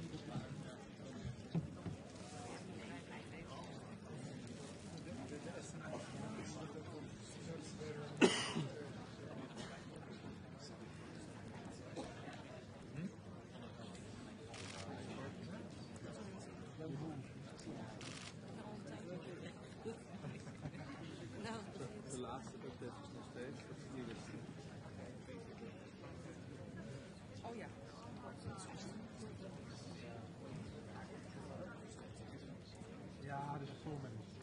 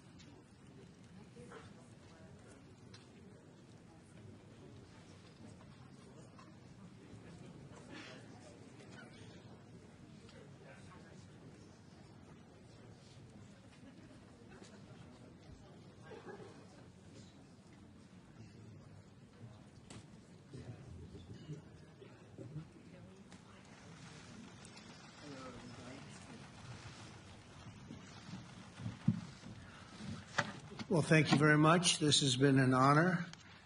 It was a fairly long trip, but worth it. Tremendous things have been accomplished, as you probably noticed. Listened to a lot of wonderful speeches from the heads of a lot of wonderful countries. But I want to thank you for joining us at the conclusion of a highly productive NATO summit in the Netherlands. I want to thank them for the royal treatment they've given us. Couldn't have been nicer. And it's a beautiful country, really a beautiful country. Coming in, I saw the most beautiful trees. In fact, I want to bring some back with me. I want to also thank, I had breakfast this morning with the King and Queen, and they're incredible people. I said, you're central casting, beautiful people, great people, big, beautiful heart. And I enjoyed that. And also NATO Secretary General Mark Rutте, who's been terrific. He's been a friend of mine, used to be right here running this wonderful country. Now he's the NATO Secretary General. He's doing a fantastic job. And the Prime Minister, we appreciate everything you've done. And as you know, last weekend, the United States successfully carried out a massive precision strike on Iran's nuclear enrichment facilities, and it was very, very successful. It was called obliteration. No other military on earth could have done it, and now this incredible exercise of American strength has paved the way for peace with a historic ceasefire agreement late Monday, and we call it the 12-day war. Spoke to a few people. I guess that just sounded like the right name. It was a 12-day war. And we think it's over. I don't think they're going to be going back at each other. I don't think so. Not only have we dealt decisively with the critical threat of Iran's nuclear program, which was what I wanted. I said, Iran cannot have a nuclear weapon. I've said that for 15 years, long before I decided to do the political thing. But we've also reasserted the credibility of American deterrence, which is like no other. The people at NATO said there's never been anything. You know, I rebuilt the entire military during my first term. And we have a great military. We have great generals. I got to know the good ones and the bad ones. We kept the good ones. Over the past 2 days, I was honored to participate in the NATO leaders meeting and also had extremely good individual discussions with the King and the Queen, Secretary General Rutте, and the Prime Minister. Great discussions. Very knowledgeable people. Major focus of our conversations at the summit was the need for other NATO members to take up the burden of the defense of Europe, and that included the financial burden. As you know, it was 2%, and we got it up to 5%. And they said, a couple of them came up to me. One in particular said, sir, we've been trying to get it up to 3% for 20 years, and we haven't been able, and you got it up to 5%. So they're going to be, most of them, I guess almost all of them, are going to be contributing now, 5%, a number that people are surprised at, but you need it today. The United States accounts for 2/3 of all NATO defense spending. And since I began pushing for additional commitments in 2017, believe it or not, our allies have increased spending by $700 billion. I said to people, you don't have any money, and a lot of them weren't paying. And so I started the process, and I picked it up as soon as I got back, which is 6 months ago. And following my election last November, almost all have accelerated plans to reach the 2%, 3%, 4%, and then ultimately, very quickly, 5%. And all of this is going to be done very quickly, almost immediately. You probably know this as well as I do. I'm sure they've been talking about it. It's really been a big focus. In a very historic milestone this week, the NATO allies committed to dramatically increase their defense spending to that 5% of GDP, something that no one really thought possible. And they said, you did it, sir, you did it. Well, I don't know if I did it, but I think I did. This will be known as the Hague Defense Commitment, which is pretty good, pretty appropriate. When the allies reach this number, it will add more than $1 trillion a year. Think of that, $1 trillion per year to our common defense. And this is a monument really to victory, but it's a monumental win for the United States, because we were carrying much more than our fair share. It was quite unfair, actually. But this is a big win for Europe and for actually Western civilization. For years, past administrations failed to get most allies to contribute even the 2%. I remember when I came here, we had 4 countries that were up to 2%, and I remember Poland was there. A couple of them were there, and but most of them were. We had 28 at the time. As you know, it's increased a little bit, and they've agreed now to more than double their budgets in all cases. And Europe stepping up to take more responsibility for its security will help prevent future disasters like the horrible situation with Russia and Ukraine, and hopefully we're going to get that solved. Last week they lost 7,000 soldiers, mostly soldiers, but they're also getting hit in Kiev. They're getting hit in some of the towns also. And that means life. Life is disappearing also in the cities and towns. Should have never happened, would have never happened if I was president. I said it 1,000 times. And it never did happen. It's never even thought about. But it's vital that this additional money be spent on very serious military hardware, not bureaucracy. And hopefully that hardware is going to be made in America, because we have the best hardware in the world. You saw that, where 14 missiles were shot at us the other day. And they were very nice. They gave us warning. They said, we're going to shoot them. Is 1 o'clock okay? They said, it's fine. And everybody was emptied off the base, so they couldn't get hurt except for the gunners. They call them the gunners. And out of 14 high-end missiles that were shot at the base in Qatar, all 14, as you know, were shot down by our equipment. Amazing stuff. Amazing that they can do. It's like shooting a bullet with a bullet. It's the same thing if you think about it. 14 out of 14, and they weren't even that surprised. I said, do you do that well often? They say, we pretty much do, sir. The Ukraine crisis has also highlighted the urgency of rebuilding our defense industrial base, both in the United States and among the allied nations. We cannot afford to be dependent on foreign adversaries for critical minerals. And as you know, we made a deal with Ukraine to take a vast amount of the land they have for minerals. We need it. And once again, I want to thank all of the people in the Netherlands, incredible people. It's a great place. And all of the NATO allies for the tremendous summit that we just had. A letter just came in, and a statement came in from the Atomic Energy Commission of Israel. And I just wondered, this is an official letter, and they're very serious people, as you know. The devastating U.S. strike on Fordo destroyed the site's critical infrastructure and rendered the enrichment facility totally inoperable. It was devastated. We assess that the American strikes on Iran's nuclear facilities has set back Iran's ability to develop nuclear weapons for many years to come. This achievement can continue indefinitely if Iran does not get access to nuclear material, which it won't. It's so sad that that whole thing had to go. But I just want to thank our pilots. You know, they were maligned and treated very bad, demeaned by fake news CNN, which is back there, believe it or not, wasting time, nobody's watching them, so they're just wasting a lot of time, wasting my time. And the New York Times, they put out a story that, well, maybe they were hit, but it wasn't bad. Well, it was so bad that they ended the war. It ended the war. Somebody said in a certain way, you know, that it was so devastating, actually. If you look at Hiroshima, if you look at Nagasaki, you know, that ended a war too. This ended a war in a different way, but it was so devastating.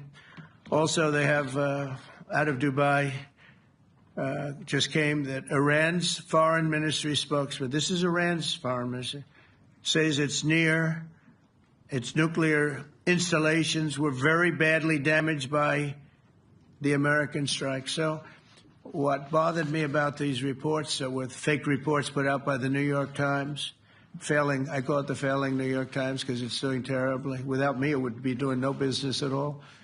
But, and by fake news, CNN and MSDNC, all of these terrible people, you know, they have no credibility. You know, when I started, they were at 94% credibility, the media. Now it's at 16%. And I'm very proud of it because I've exposed it for what it is. But when I saw them starting to question the caliber of the attack, was it bad? Well, it was really bad. It was devastating. They obliterated. In fact, you can't get into the tunnels. They just put that over. That just came out. They can't. There's nothing. There's no way you can even get down. The whole thing is collapsed in a disaster.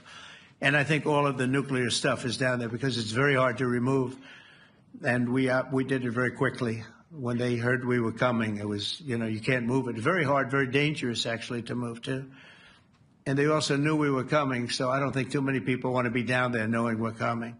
With the bunker busters, as we call them, we're the only ones that have them. We have the best equipment, best nuclear equipment, and we have the best equipment in the world. And by the way, we can't forget our submarine, which was out there, submarines actually, but submarine was out there. We shot 30 rockets into an area, every single one of them. I think it was almost 400 miles away, I think, Pete, right? 400? And long. It was in the ocean, long ways away. And we shot a total of 30. Every single one of them hit within 9 inches from where it was supposed to be. It took that a lot because we didn't do just 4, though. We did 2 others in addition, which hadn't been completely destroyed. So we hit them with a submarine from hundreds of miles away. Amazing, just amazing equipment. Greatest submarines in the world. Nobody's even close. They're 20 years behind us when it comes to submarine technology. So that's one, and the other was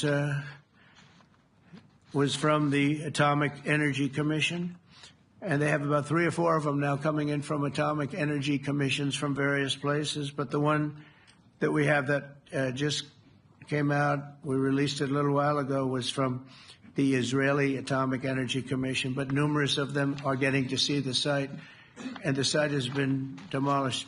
And again, we had these brave patriots, these incredible flyers, these people that can fly a plane better than anybody can fly a plane, going into very hostile territory, flying into the territory that has got more missiles and things pointed at it. But it was very stealth. They didn't get to see it. It was dark. That's the amazing thing about the shots. They hit the shots perfectly, and yet it was dead dark. There was no moon. There was no light. It was virtually moonless.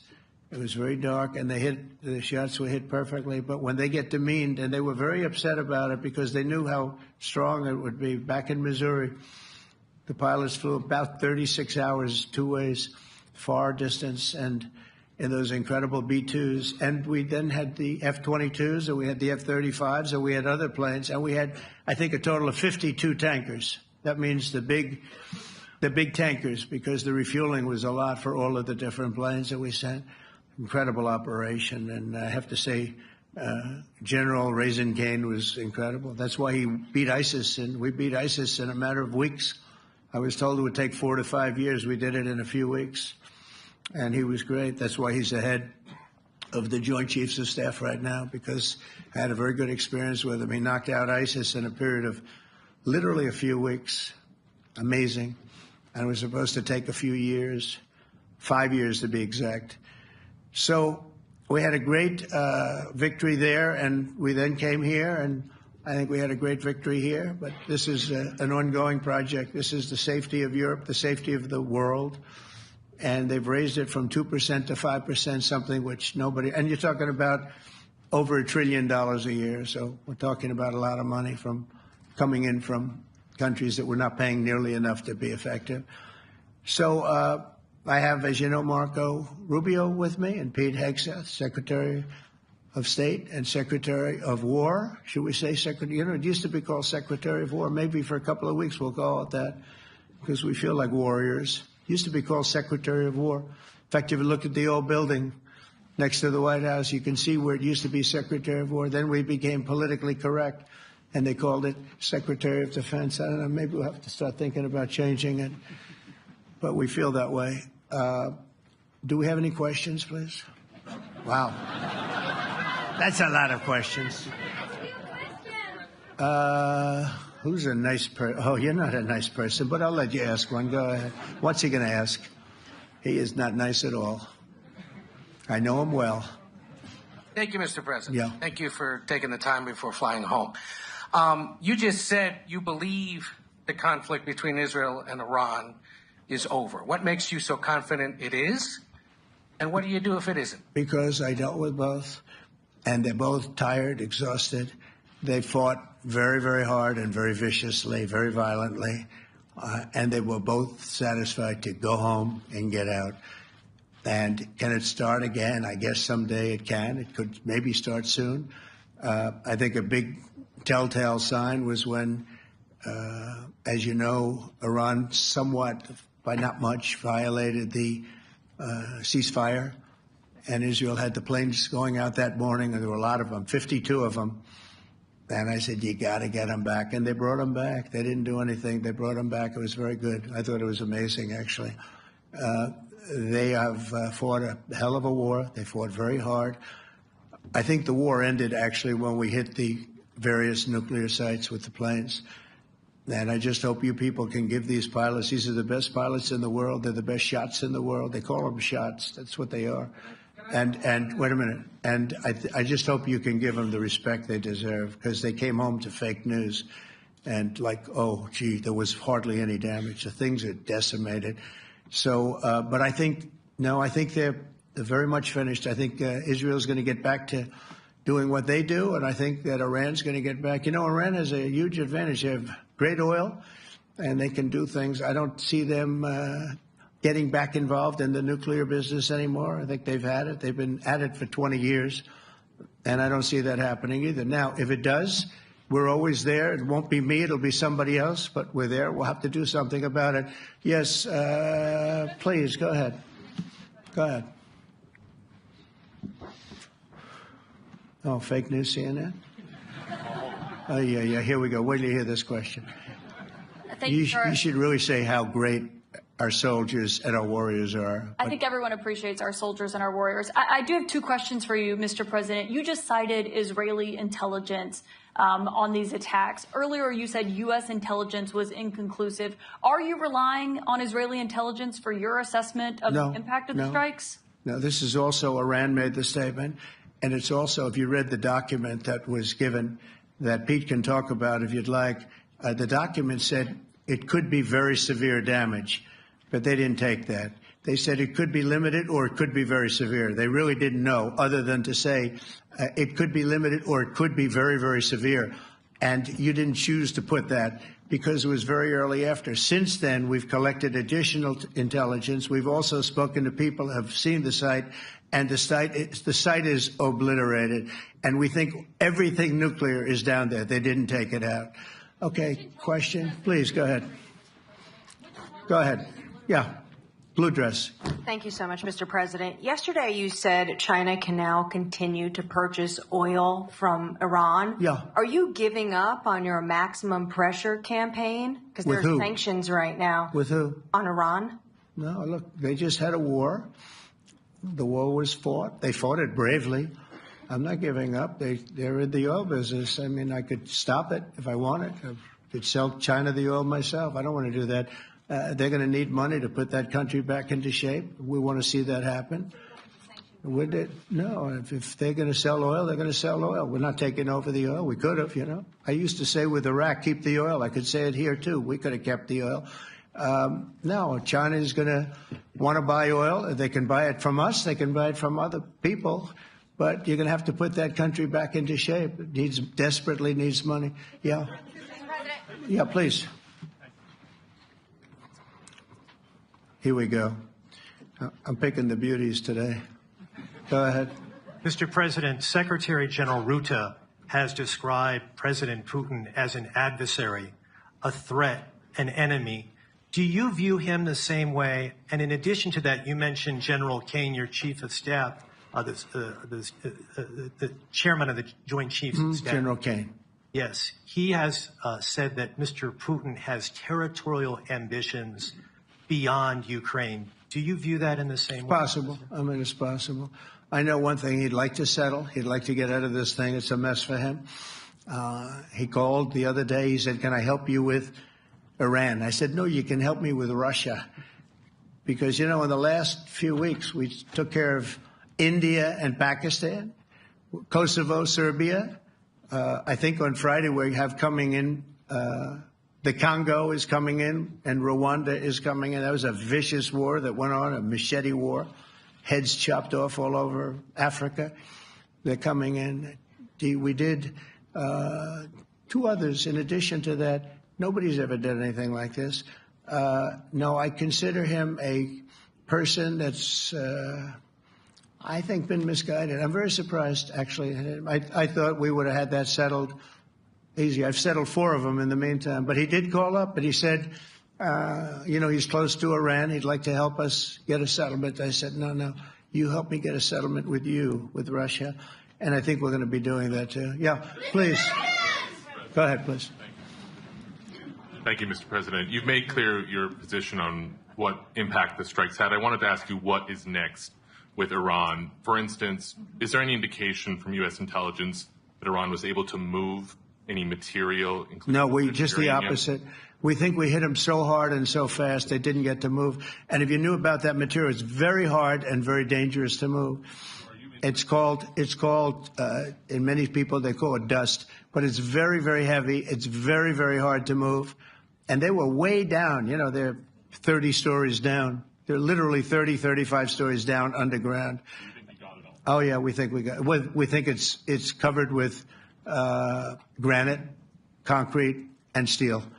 Can I ask you, are you interested in restarting negotiations with Iran? And if so, have they reciprocated? So our people, Marco could answer this, but our people are not, I'm not.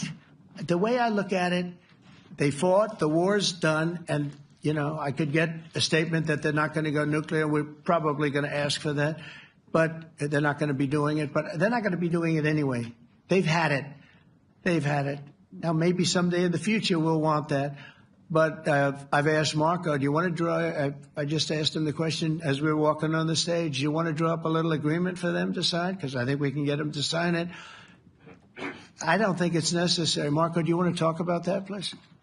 Well, Mr. President, I think President Trump has shown a willingness to meet and talk to anybody in the world who's interested in peace. I don't know of any president that's been as willing as he has to meet with anyone and talk about peace. We'd love to have peaceful relations with any country in the world. And so obviously that'll depend on Iran's willingness not just to engage in peace, but to negotiate directly with the United States, not through some third country or fourth country process. But I know of no president, probably in our modern history, that's sought peace more than President Trump has. Sounds like the door is open, but you're in no rush. Is that right? Sounds like the door is open. I'll tell you what, look, we're going to talk to them next week with Iran. We may sign an agreement. I don't know. To me, I don't think it's that necessary. I mean, they had a war, they fought. Now they're going back to their world. I don't care if I have an agreement or not. The only thing we'd be asking for is what we were asking for before about we want no nuclear, but we destroyed the nuclear. In other words, that's destroyed. I said Iran will not have nuclear. Well, we blew it up. It's blown up to kingdom come. And so I don't feel very strongly about it. If we got a document, wouldn't be bad. We're going to meet with them, actually. We're going to meet with them. Yeah. Yeah, go ahead, please. Yes. Mr. President, Netherlands TV, thank you for visiting our country. Good. As I understood. Thank you. I, of course, would like to know how you slept last night at the House of the King. Oh, I slept beautifully. A probably more serious question. I think you just had a meeting with President Zelensky. Did you discuss any ceasefire in this Russo-Ukrainian? No. I wanted to know how he's doing. He was very nice, actually. You know, we had little rough times sometimes. He was couldn't have been nicer. I think he'd like to see an end to this. I do. I think what I took from the meeting couldn't have been nicer, actually. But I took from the meeting that he'd like to see it end. I think it's a great time to end it. I'm going to speak to Vladimir Putin and see if we can get it ended. But look, these are brave people. They're fighting these wars all over the place. You know, last week they had, I guess, I told you, close to 7,000 young soldiers, Russian and Ukrainian soldiers were killed, 7,000 in 1 week. It's crazy. It's crazy. So I'll be speaking to Putin. No, I had a good meeting with with Zeleński, and I had a lot of good meetings. We had a lot of good meetings with a lot of people, a lot of great leaders. But he's fighting a brave battle. It's a tough battle. Yeah. Go ahead, white dress. Thank you. Ida Hallikainen from Finland, Ilta-Sanomat. Good. You have played golf with President Alexander Stubb. How do you see Finland as a NATO ally and partner, and how would you describe your relationship with our president? Well, he's a very good golfer, okay? In fact, he was on his college golf team. He went to a good college in the South, as you know, a very good college, and he was a good golfer. We had a good time. I think my relationship's great. I want to buy icebreakers. You know, you're very good at icebreakers. And I actually made him an offer. I didn't go to Congress. They'll try and impeach me for this. But there's an old, it's not old, it's fairly new, but it's used icebreaker. And I offered him about 1/3 of what he asked for. But we're negotiating. We need icebreakers in the U.S. And if we can get some inexpensively, I'd like to do that. Actually, they'll fix it up, make it good. Also, we may buy some icebreakers. You know, you're the king of icebreakers, that particular country. They make them good. They make them really good, and they know what they're doing. And so we're negotiating with them for about 15 different icebreakers. But one of them is available now. It's old, and it's, old. It's like 5-6 years old. And we're trying to buy it. I'm trying to make a good deal. It's all I do my whole life. My whole life, that's all I do is make deals. Yeah, please. Go ahead. Sir, go ahead. Yeah, a question for NewsHour, Dutch TV. First of all, on Article 5, on your way here, you spoke about the commitment of the U.S. to Article 5, saying, I'll give you my definition once we're here. Yeah. What is your definition, and may the U.S. commitment to Article 5 change in case some of the NATO members do not reach the threshold that was discussed today? My second question is following up on a colleague on Iran. What intel reports do say that everything over there was obliterated? Yeah, well, there are numerous of those reports, and they're coming out fast and furious. But the most respected ones we've already seen. And I will say that on a very confidential basis, they're looking at the reports, like numerous reports, and including people going to the site and checking the site. And they're going to be having, I guess you're going to be having over the next couple of days a full, you're going to encapsulate it. But no, the site was obliterated, just like I said it was, and just like the pilots should be given credit for. As far as Article 5, look, when I came here because it was something I'm supposed to be doing, but I left here a little bit differently. I said, I watched the heads of these countries get up, and the love and the passion that they showed for their country was unbelievable. I've never seen quite anything like it. They want to protect their country, and they need the United States. And without the United States, it's not going to be the same. And you can ask Mark, or you can ask any of the people that were there. It was really moving to see it. They love their country. They were so respectful of me because I'm the head of the United States. And I made, the King of Saudi Arabia, when I was in the Middle East, so I was in Qatar for a different reason, not a reason to get shot at. We were in there for economic development reasons, Qatar, UAE, and Saudi Arabia. All three leaders of those countries, and we took back $5.1 trillion into the United States. All three leaders said, you're presiding over the hottest country in the world. The United States right now is the hottest country. Everybody wants to be there. Everybody wants a piece of it. He said, a year ago, your country was dead. You had a deadhead running it. You had a country that was dead, and it was dead. You had people pouring through the borders. You had inflation. You had everything. He said, you've made it in 5 months at that time.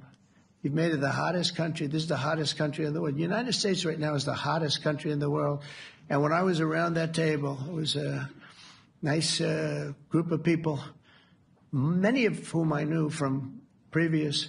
When I saw the passion they had for the country, almost everyone, and you probably have the tapes, it was very public, but almost every one of them said, thank God for the United States. Without the United States, they couldn't really have NATO. It wouldn't work.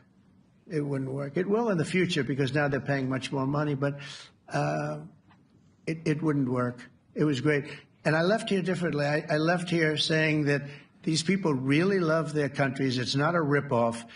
And we're here to help them protect their country. Okay, we'll do one or two more. Thank you, Mr. President. Yeah. A question on Spain. Are you satisfied with today? Oh, I think Spain's terrible what they've done. No, I do. They're the only country that won't pay the full up. They want to stay at 2%. I think it's terrible. And, you know, they're doing very well. The economy is very well. And that economy could be blown right out of the water with something bad happening. You know, Spain is the only country that... Are you from Spain? Yeah. Good, congratulations. You're the only country that is not paying. I don't know what the problem is. I think it's too bad. So we'll make it up. You know what we're going to do? We're negotiating with Spain on a trade deal. We're going to make them pay twice as much. And I'm actually serious about that. We're going to make Spain... I like Spain. I have so many people from Spain that it's a great place and they're great people. But Spain is the only country out of all of the countries that refuses to pay. And, you know, so they want a little bit of a free ride. But they'll have to pay it back to us on trade because I'm not going to let that happen. It's unfair. It's unfair to NATO. All right, sir, please. Go ahead, right in the back. Yeah, you, tall one. The tall man. Mr. President, Johannes Petra from Austrian National Television. How are you? You once said that you would end the Ukraine war in 24 hours. You later said you said that sarcastically. Well, of course it was sarcastic. But you've now been in office for 5 months and 5 days. Why have you not been able to end the Ukraine war? Because it's more difficult than people would have any idea. Vladimir Putin has been more difficult. Frankly, I had some problems with Zeleński. You may have read about him. And it's been more difficult than other wars. I mean, look, we just ended a war in 12 days that was simmering for 30 years, frankly. We ended Rwanda and the Congo. It's coming to sign the documents. We've already signed basic documents, but they're coming, I think, to the White House on Friday. We ended Serbia was going to go at it. But maybe the most important of all, India and Pakistan. And that wasn't whether or not they may someday have nukes like we're talking about in the Middle East, like we're talking about with Israel and Iran. This is they have nuclear weapons. I ended that with a series of phone calls on trade. I said, look, if you're going to go fighting each other, it was getting very bad. You know how bad that last attack was. It was really bad. If you're going to go fighting each other, we're not doing any trade deal. No, no, no, you have to do a trade deal. I said, we're not doing any trade deal. And in fact, I had the general, who was very impressive.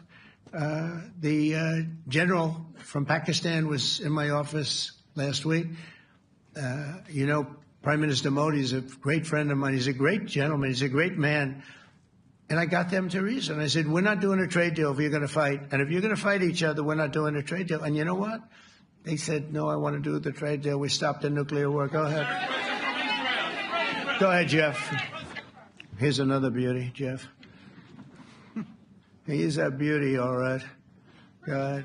Mr. President, to follow up on Ukraine, will the United States contribute any more money to Ukraine's defense this year to the $5 billion that allies are giving? And one question, you had another meeting with the Dutch opposition leader, Mr. Wilders. Can you tell us about that meeting? And are you upset about his anti-Muslim stance? I'm not upset about it. It's just his view. He's unhappy with the way things are going in this country and various countries. He was an opposition leader. And I was asked to meet with the opposition leader by the people that are running. I think they have some deal where if you have a meeting, you're supposed to meet with an opposition leader. I said, that's strange. We don't do that. But I met with I didn't know him. He seemed like a very nice guy, but he's in opposition to the current people, and that was set up by the current people. So I assume when I met with the Prime Minister, you're supposed to meet with the opposition. We'll have to try that sometime in our country. Let's not do it. But I thought he was very good. As far as money going, we'll see what happens. There's a lot of spirit. Look, Vladimir Putin really has to end that war. People are dying at levels that people haven't seen before for a long time. Go ahead. Go ahead. White shirt. Oh, she's all excited. So, BBC News Ukrainian. Where are you from? I'm from Ukraine. Oh. So my question to you is whether or not the U.S. is ready to sell anti-air missile systems Patriot to Ukraine. We know that Russia has been pounding Ukraine really heavily right now. Are you living yourself now in Ukraine? My husband is there. Wow. And I can see you're very, it's amazing. And me with the kids, I'm in Warsaw actually, because he wanted me to be. Is your husband a soldier? No? He is. He's there now? Yeah. Wow. That's rough stuff, right? That's tough. And you're living here? In Warsaw. And you're a reporter? I am. Good. So let me just tell you, they do want to have the missiles, okay, as they call them, the Patriots. And we're going to see if we can make some available, They're very hard to get. We need them too. We were supplying them to Israel, and they're very effective, 100% effective. Hard to believe how effective. And they do want that more than any other thing, as you probably know. That's a very good question, and I wish you a lot of luck. I mean, I can see it's very upsetting to you. So say hello to your husband, okay? Thank you. Go ahead. Thank you. Thank you, Mr. President. You were criticizing... Where are you from? Bloomberg News. Oh, Bloomberg. That's wonderful. You were criticizing the Federal Reserve Chair before coming to this summit. Yeah, I think he's terrible. I was wondering if you've begun interviewing different candidates for the Fed pick. Yeah, I know within 3 or 4 people who are going to pick. I mean, he goes out pretty soon, fortunately, because I think he's terrible.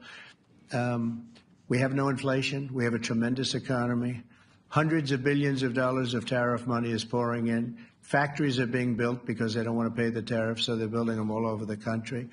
I think we're close to $15 trillion. I told you $5.1 trillion from the Middle East alone, but of investment money coming in. There's never been anything like that in the history of our country. But we have no inflation. And we have borrowing because Biden, stupidly, they did short-term debt. So we have borrowing coming up. And, we'll go 10 years, maybe longer, maybe shorter, but we'll go a long period of time when we do the debt. And because of him, because of this guy, we will have to pay for years. We'll be paying for him. And I said to him, listen, there's no inflation. He says, but maybe there'll be some. That's true. I said, if there is some, what you do is raise the rate. I'm okay with that. You raise the rate in 2 years from now or in a year from now. But because the rate's high, we have to pay more for debt. It's pretty equal. In other words, if it's 4%, it's 4%. If you drop it a point, you'll pay 3%. So it's fairly equal, not necessarily, but fairly equal. So we're going to end up paying maybe 2 points or 3 points more. 3 points would be about $900 billion a year because of this very average mentally person. He's an average mentally person. I'd say low in terms of what he does, low IQ for what he does, okay? Wait, so instead of paying $900 billion, we don't want to pay 900 just because he doesn't want to lower the rate. I said, if there's inflation in 2 years or 3 years or 1 year from now, you raise the rate and you take care of the inflation, among other things. But he's probably a very political guy, I guess. I don't know. I think he's a very stupid person, actually. All right, one more. Let's go. How about you? Go ahead. She looks so happy and everything. Thank you. That's why I picked her. I'm from Spain, too. I'm Ana Buc from La Vanguardia. I wanted to know if... You're where from? Spain, too. I wanted to know if you want to... That's the Spain corner right there. Shouldn't have said that. That's okay. I do like Spain, by the way. I think it's unfair that they're not paying, but go ahead. Are you going to negotiate directly with Spain about... I'm going to negotiate directly with Spain. I'm going to do it myself. They're going to pay. They'll pay more money this way. You should tell them to go back and pay. You're a reporter? You tell them to go back. They ought to join all of those countries that are paying 5%. Spain's going to be just about the only one that's not. They were the most hostile toward doing it. It just doesn't make sense to me. Okay. All right, Kelly, go ahead. Here we go. There's another one. Hello, sir. Thank you We got them all today. Okay. So, Mr. President, you talked about expecting some on-the-ground assessments at Fordo and other sites. Now Is that Israeli and U.S.? It's been obliterated, Kelly. It's been What is your message then, sir, to the intelligence community when they present reports? You're not disputing the DIA report. You're just... They presented a report that wasn't finished. We're talking about something that took place 3 days ago. I understand that, sir. The report was done 2 days ago. Wait a minute. Yes. They didn't see it. All they can do is take a guess. Now, if you take a look at the pictures, if you take a look how it's all blackened, you know the fire and brimstone is all underground because it's granite and it's all underground. You don't show it. But even there, with all of that being said, the whole area for 75 yards around the hole where it hit is black with fire. The group that's run by this gentleman, in fact, you may want to talk about it for a second because we're going to issue a report. And I think it's not even a very exciting report at this point. It's been obliterated, totally obliterated. And they did a report, but it was like, if you look at the dates, it's just a few days after it happened. Sir. So they didn't see it. They said it may be very severe. Understood. Do you have a message for the intelligence community, though, in terms of unvarnished information getting to you, that it's not... I don't really have a message. I would say issue the report when you know what happened. I wouldn't say that it could be severe or maybe not. They use the word severe. It could be severe or maybe it's not. And so people like you picked up and said, oh, it's not severe. No, the report was not a complete report. Yeah, the message was probably wait till you know the answer before you... And, sir, did you not have a public component to your Zelensky meeting for a tactical reason with President Putin? Let him answer this one. Hello, Mr. Secretary. Yeah. There's a reason the president calls out fake news for what it is. These pilots, these refuelers, these fighters, these air defenders, the skill and the courage it took to go into enemy territory flying 36 hours on behalf of the American people and the world to take out a nuclear program is beyond what anyone in this audience can fathom. And then the instinct of CNN, the instinct of the New York Times is to try to find a way to spin it for their own political reasons to try to hurt President Trump or our country. They don't care what the troops think. They don't care what the world thinks. They want to spin it to try to make him look bad based on a leak. Of course, we've all seen plenty of leakers. And what do leakers do? They have agendas. And what do? Do they share the whole information or just the part that they want to introduce? And when they introduce that preliminary report that's deemed to be a low assessment, you know what a low assessment means? Low confidence in the data in that report. And why is there low confidence? Because all of the evidence of what was just bombed by 12 30,000-pound bombs is buried under a mountain, devastated and obliterated. So if you want to make an assessment of what happened at Fordo, you better get a big shovel and go really deep because Iran's nuclear program is obliterated. And somebody somewhere is trying to leak something to say, oh, with low confidence, we think maybe it's moderate. Those that dropped the bombs precisely in the right place know exactly what happened when that exploded. And you know who else knows? Iran. That's why they came to the table right away, because their nuclear capabilities have been set back beyond what they thought were possible because of the courage of a commander-in-chief who led our troops, despite what the fake news wants to say. But you're not disputing the report said what it said, even though it was initial. The report said what it said, and it was fine. It was severe, they think, but they had no idea. They shouldn't have issued a report until they did. But we've gotten the information. I think Pete said it better than you can say it.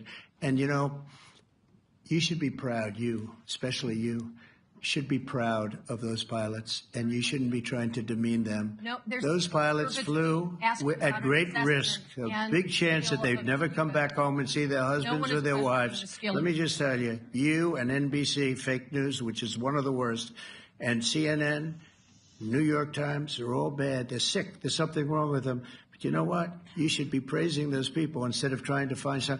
By trying to go and get me, you're hurting those people. They were devastated. You know, I got a call from Missouri, great state, that I won 3 times by a lot. And I got a call that the pilots and the people on the plane were devastated because they were trying to minimize the attack. And they all said it was hit. But we don't think it was really maybe hit that badly. And they were devastated. They put their lives on the line, and then they have, and I'm not referring to you, but real scum come out and write reports that are as negative as they could possibly be. It should be the opposite. You should make them heroes and heroines. You should make them really people that they were so devastated when they heard this news. And you know what they said? One of them, I spoke to one of them, said, "Sir, we hit the site. It was perfect. It was dead on," because they don't understand fake news, because they have a normal life, except they have to fly very big, very fast planes. But it's a shame. You should be making them heroes. All right, in the back. Go ahead, back, white, yeah. White jacket, yeah. Go ahead, give my mic. Hello. Deborah Haynes from Sky News. Mark Rutте, the NATO chief, who is your friend, he called you daddy earlier. Do you regard your NATO allies as kind of children? No, he likes me. I think he likes me. If he doesn't, I'll let you know. I'll come back and I'll hit him hard, okay? No? He did it very affectionate. Daddy, you're my daddy. Do you regard your NATO allies, though, as kind of like children, and they're obviously listening to you and they're spending more, and you're obviously appreciative of that, but do you hope that actually they're going to be able to defend themselves, defend Europe on their own? I think they need help a little bit at the beginning, and I think they'll be able to, and I think they're going to remember this day. And this was a big day for NATO. You know, this was a very big day. They took it. One of the gentlemen said, "You know what? We've been trying to raise money raise the rate for 30 years," he said, 20 years, from almost the beginning. And he's been there for a long time. He said, "Until you came along, it never happened. What you did is amazing." It's been sort of an amazing day for a lot of reasons, but also for that. Yeah, go ahead. Do you think they can do it without you, though, in the future? Can they do it without Well, ask Mark. I mean, you have to ask Mark, okay? So we're heading back. I want to thank these two gentlemen behind me. They're incredible people, both of them. They've done a fantastic job. And Susie's in the front, and she's done great. And Monica, thank you very much. That was quite an exciting time. And we're going to be heading back. We'll be back soon, and we'll see you in Washington, D.C. Remember this, we have the hottest country anywhere in the world. Thank you very much, everybody. Thank you.